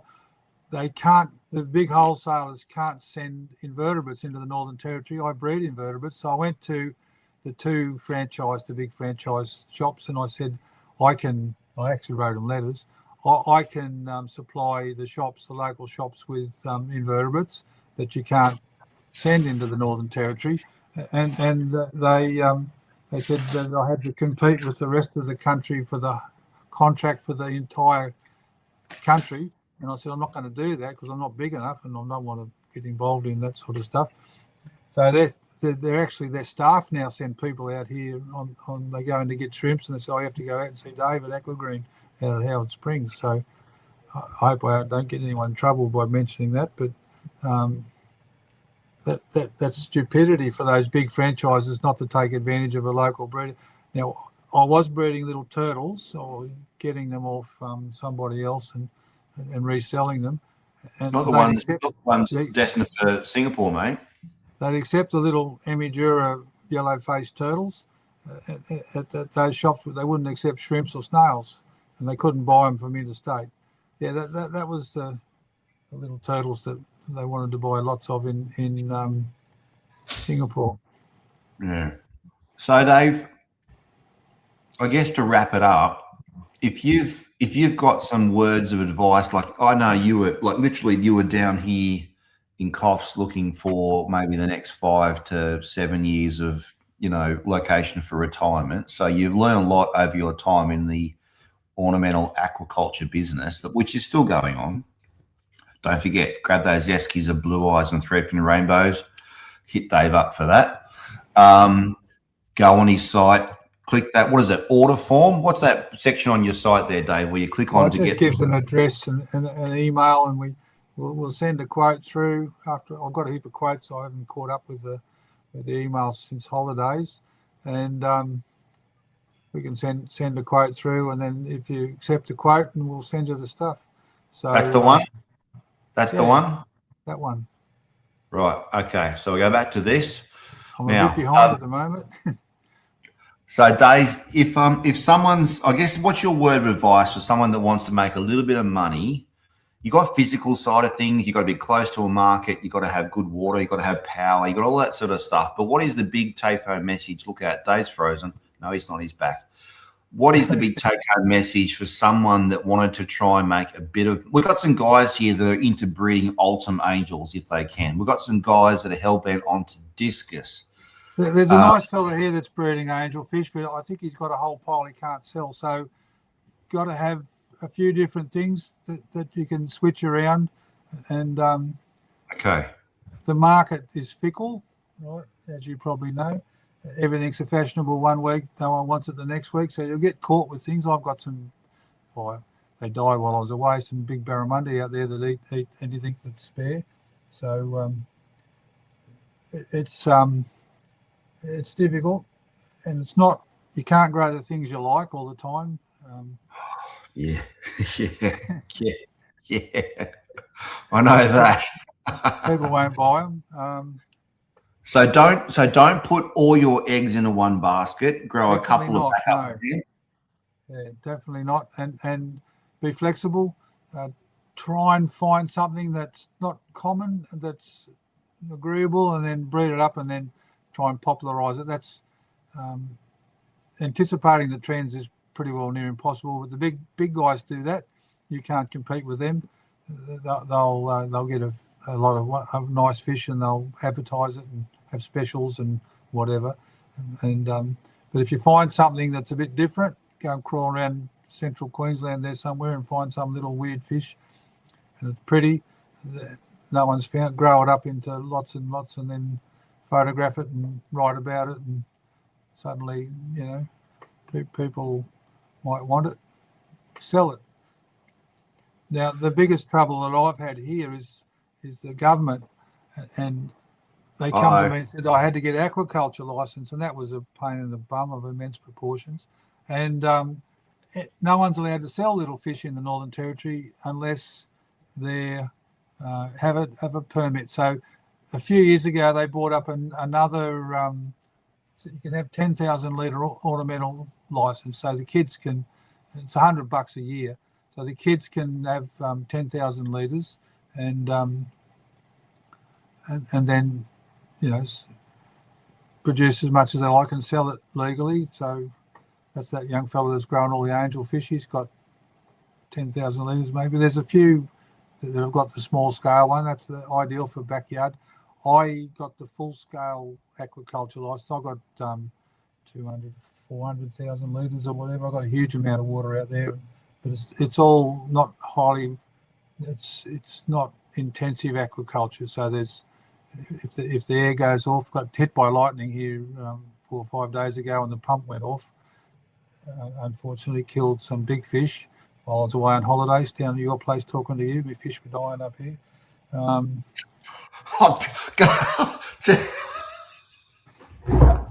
What? You could have blamed your mother, mate, not me.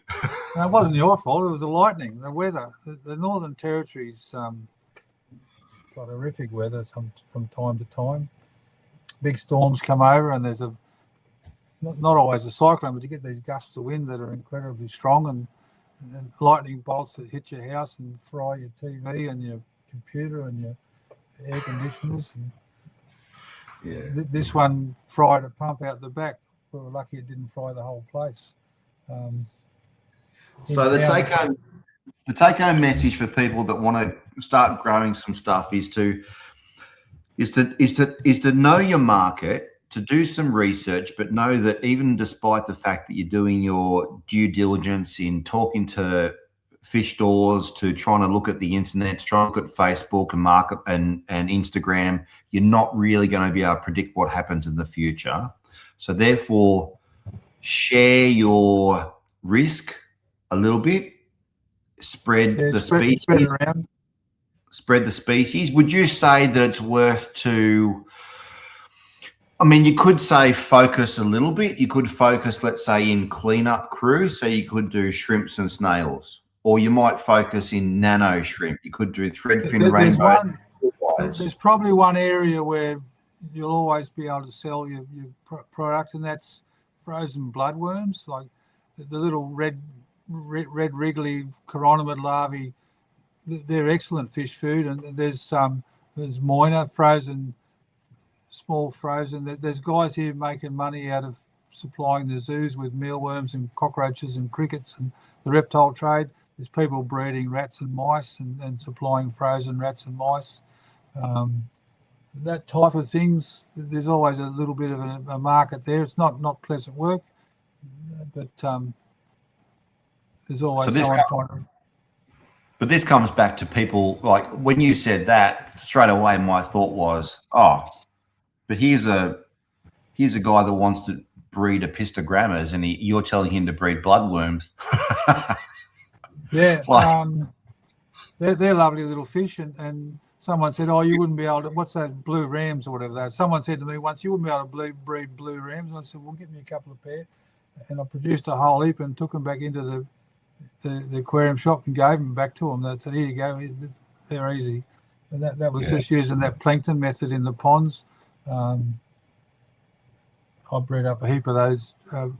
One of the guys I know, I wonder whether he's watching or not, he might be, he said, "We can't get any decent cichlids in the Northern Territory." And I said, "Well, put the application in to get them added on the allowable import list."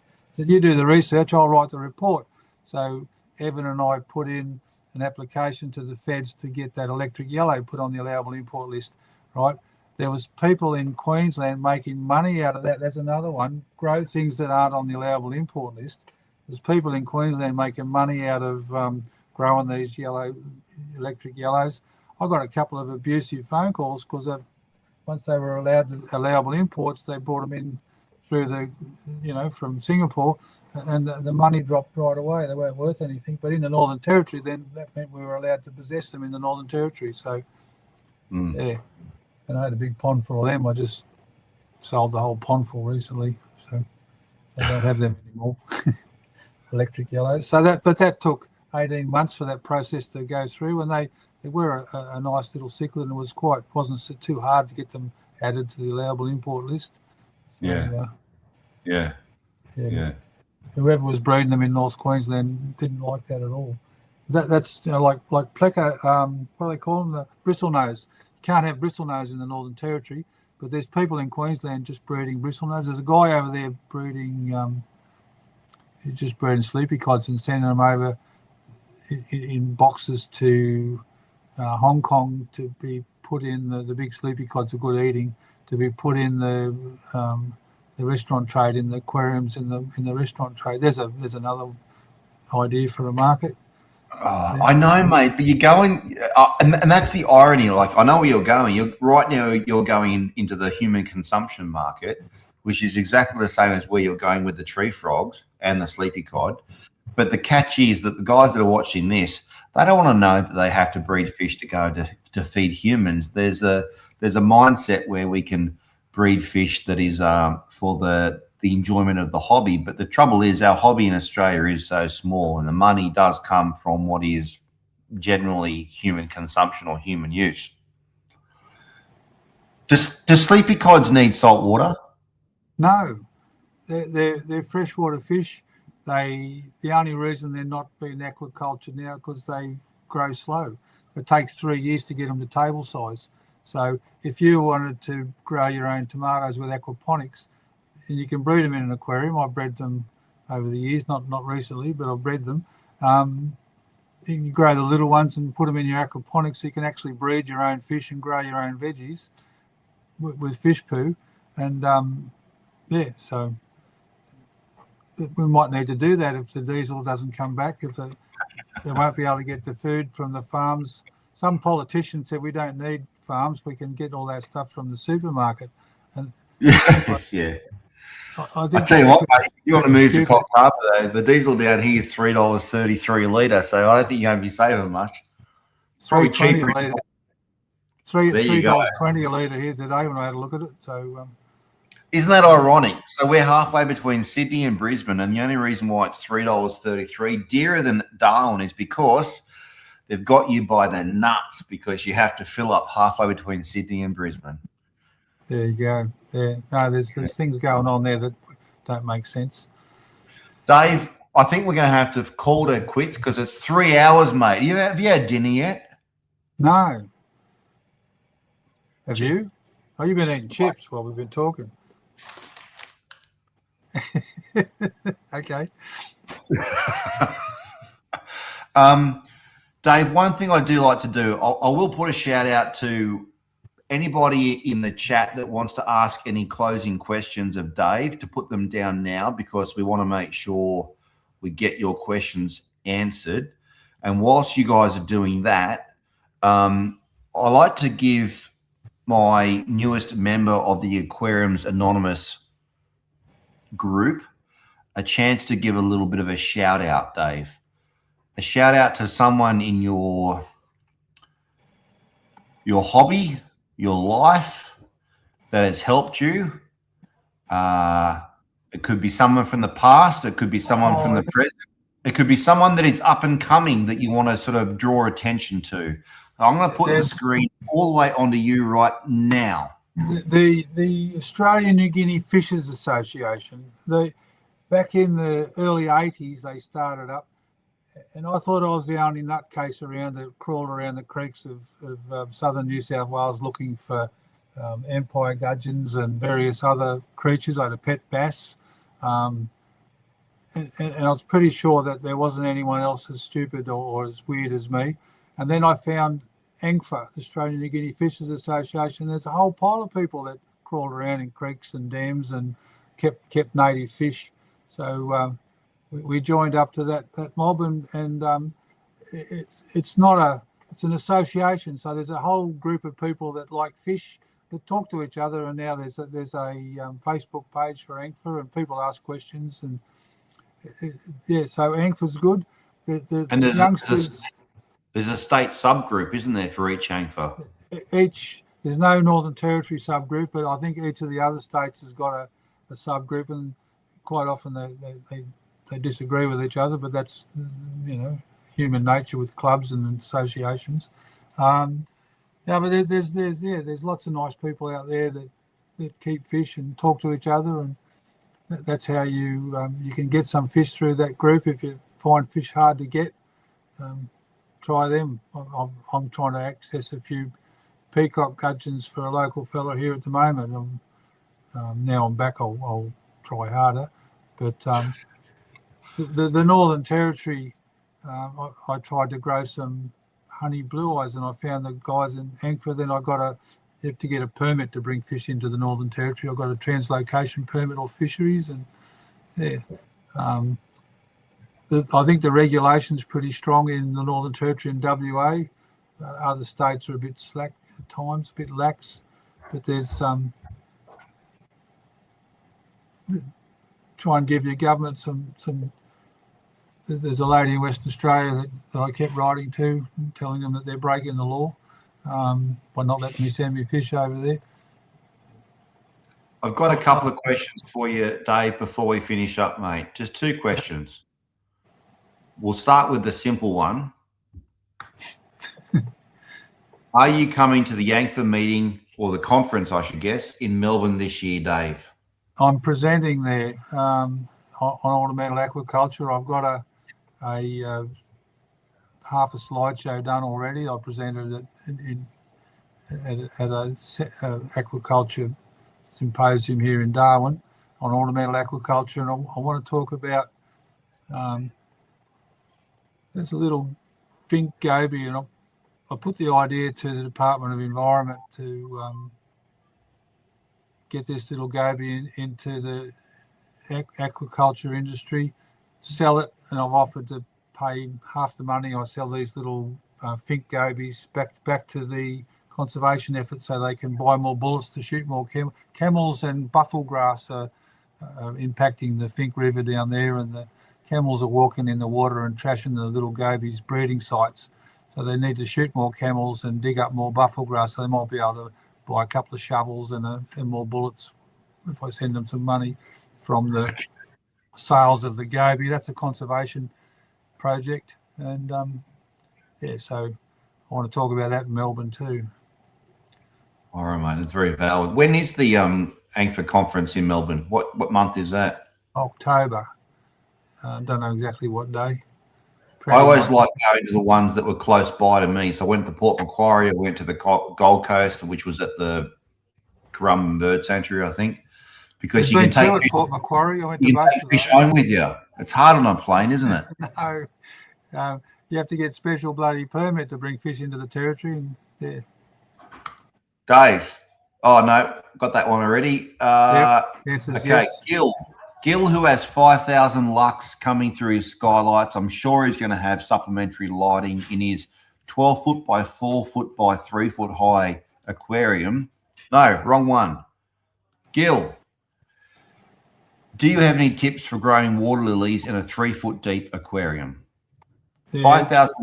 5,000 lux through skylights plus supplementary lighting. 15 centimetres of substrate, so sandy clay loam, and good light. So I grew water lilies inside the Territory Wildlife Park. We used 3 400 watt metal halide lights. I don't know, there's a guy, Fred, that Make My LED.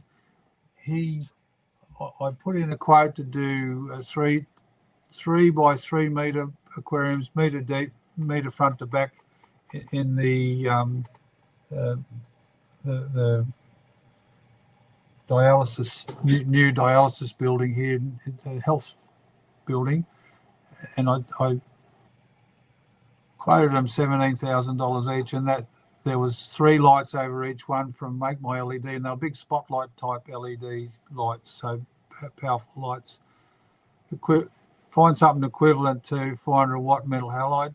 I don't work in LEDs; it's all new to me, and but that Make My LED mob, wherever they are, they gave me a quote, and if you send me an email, I can send you those details. I've still got that information here. And I've got a vague feeling that the guy that a vague feeling, because I've looked them up, that they're down in SA, I think. I But think so. I've got a couple of their lights out there, and they're very good lights. they're made overseas in China, aren't they? But then imported in. Oh, probably, I don't know. But the other one for this public aquarium that I put, they were big pendant lights. They were big sort of round spotlight type things hanging in from the ceiling. So anything that puts out the same amount of light as a 400 watt metal halide with a color rendering index of about 96 and a color temperature of 6,500 degrees Kelvin, it should be okay. Or even less, 5,000 degrees Kelvin, still a good color temperature for growing plants, and makes everything look more natural as well. So it sounds like with lilies inside in aquariums, like when we think about lilies in ponds, we usually think about fertilization and putting root tabs down in the pot and that kind of thing. It sounds like when it comes to aquariums, it's more lighting. We made when I made up those lilies, I got into the water gardening book, and there was one from United Kingdom which said blood and bone and clay. So we mixed up blood and bone and clay, and we put it under these lilies, and it was local lateritic red clay, and they grew very well. And that was our root tabs. They were fist-sized lumps of clay pushed down into the soil. Anyway, so I was down in Melbourne talking to a guy down there that grows plants, and I said, "Oh, these are lovely plants. What do you use to grow those?" And he said, "I use zoo poo." He said, "What do you use?" And I said, "Oh, dinosaur dung." I just made that up on the spot to be smart ass. Anyway, so we started making these little tabs and calling them dinosaur dung, and they sell, and we still sell little root tabs which are clay and blood and bone. You can make your own. Get a cup of clay and a couple of teaspoons of blood and bone, dry blood and bone, and mix it together and roll them into little balls, and away you go. Bob's your uncle. Terracotta clay, you can buy that from the craft shops. You're giving all your secrets away. So Amanda gives you secrets. It's funny, guys, that Dave said to me, I asked him about what he wants to talk about, what he doesn't want to talk about, and I thought maybe that Dave might not want to talk about how he is playing with, well, not playing, how he's breeding the shrimp that require the saltwater stage and the freshwater stage. Because I thought to myself, those shrimp have a lot of potential in today's aquariums. And I thought he might want to be a little bit secretive about that.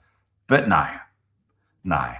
I think, Dave, you've just gone, shit, I've done all this. I've done it all my life. And quite frankly, good on you. If you want to give it a crack, go for it. Go for it. Aquagreen will be for sale in a few years. So if anyone wants to be as silly as I have been over the years, they can welcome to buy it. Yeah. I think I got one last question for you, Dave. We've got plenty of we got plenty of comments here. We've got plenty of thank yous, hugs and alls. We've got comments about electricity prices going up. We've got guys living in shipping containers right now. But we do have one question which might have some substance, which is about the Obes catfish. Is there a story behind it? They breed in captivity. I've got some Obes up the back, not very many, and never ever get great. What's that? I'm going to try and find your website. Can you see this now? There may not be. Yeah, there might not be a picture of Obes there, or there could be. Are you telling me if your website's not up to date? Yeah, it's not up to date. I'll need to do some more work on it. But guess what? They're there. So the first picture is the best one. Oh, now you tell me that. Click on that one. It'll come up big. That's it. That one. Yeah, click on that. It'll come up. That's as big as it gets, mate. That's as big as it gets. No, there's a picture behind that comes up big. You mustn't be working properly. That it should do. Anyway, they're in a couple of spots here. One out in Kakadu. I can't get at those, but in Burton's Creek, we get some from there, and in Anniversary Creek we get some from there as well. The one in Burton's Creek have got white lines along the side of them. The ones in Anniversary Creek are just plain brown. They breed in heavily planted ponds, and there's never more than a few at a time. They're the smallest Australian freshwater catfish. they're lovely little guys, and they've got good habits and good manners, and I watched them spawning in an aquarium. They raw. They'll be they're group spawners. They'll have a couple of females and 4 or 5 males, and they'll all tear around in amongst the plants, and then eventually the males will catch up with the females and wrap themselves around them, and out come the eggs. So, and the little tiny baby ones, they grow with the plankton. I don't know what they eat. I never able to raise them in the aquarium, but they grow in the ponds where I've got the plankton happening. And I've only got a few, and I'll probably go and get some more after the floods have all gone away, and put them into a pond full of hydrilla, and hopefully in a few months there'll be little ones swimming around. Go out there at night and you can see these little tiny pink, like miniature tadpoles swimming around, and but never in big lots. And there's a few other people have kept them in big planted aquariums, and they've had baby ones, so they do breed in captivity. But there's for your budding young aquarium producer, that's a fish to get and breed, and you'll be able to sell plenty of those if you can breed them into numbers. All right, so there's a shout out there to Crazy Muncher 2288. There you go. Buy us some brood stock from Dave. Or come to Darwin in a couple of months. Bring a pocket full of money so you can buy some fuel, and I'll drive you up to the river and we'll catch some, and you can take half of whatever we catch home with you. You know what I thought you were going to say? Come to Darwin in a couple of months. Let's talk about buying the business so that Dave can move to the next valley over from me in Coffs Harbour. Yeah, maybe one day. There was some nice places around your area there. We like that, so we'll probably end up back there in a few years. Yeah, it's a bit cold though. It's a bit cold for you, I think, in winter time. It was cold for me coming from Tully. The first winter, I froze my ass off. Yeah, no, that's okay. She who must be obeyed wants to be cooled down a bit. She's followed me around for the last 40 odd years, so she wants to go and live down that way, so that's fine. Trying to give a bit. Yeah, give a bit back. Yeah. Yeah. All right, guys. Well, Dave, I don't think we've got any more solid questions here now. Thanks, everybody, for appearing in the chat, coming into our Aquariums Anonymous meeting. Tanya says, appreciate your knowledge, Dave, and thank you for sharing it with us. You're welcome. And why can't I hide that? Yeah. Dave, thank you very much. And to everybody out there in the worldwide of aquariums, thanks for joining us tonight on an Aquariums Anonymous meeting. And I shall see you next week when we shall hopefully have Anya from Gallery Aquatica, a retail fish store in Brisbane, who has opened up a brand new superstore and in Tingalpa, I think, and he's going to show us through the store, plus maybe some video footage from a home aquarium, and also the stock or the store display tanks as well. Dave, thanks, mate. Just hold on there, and I'll pick you up after this. To everybody else, over and out. I'll see you next week.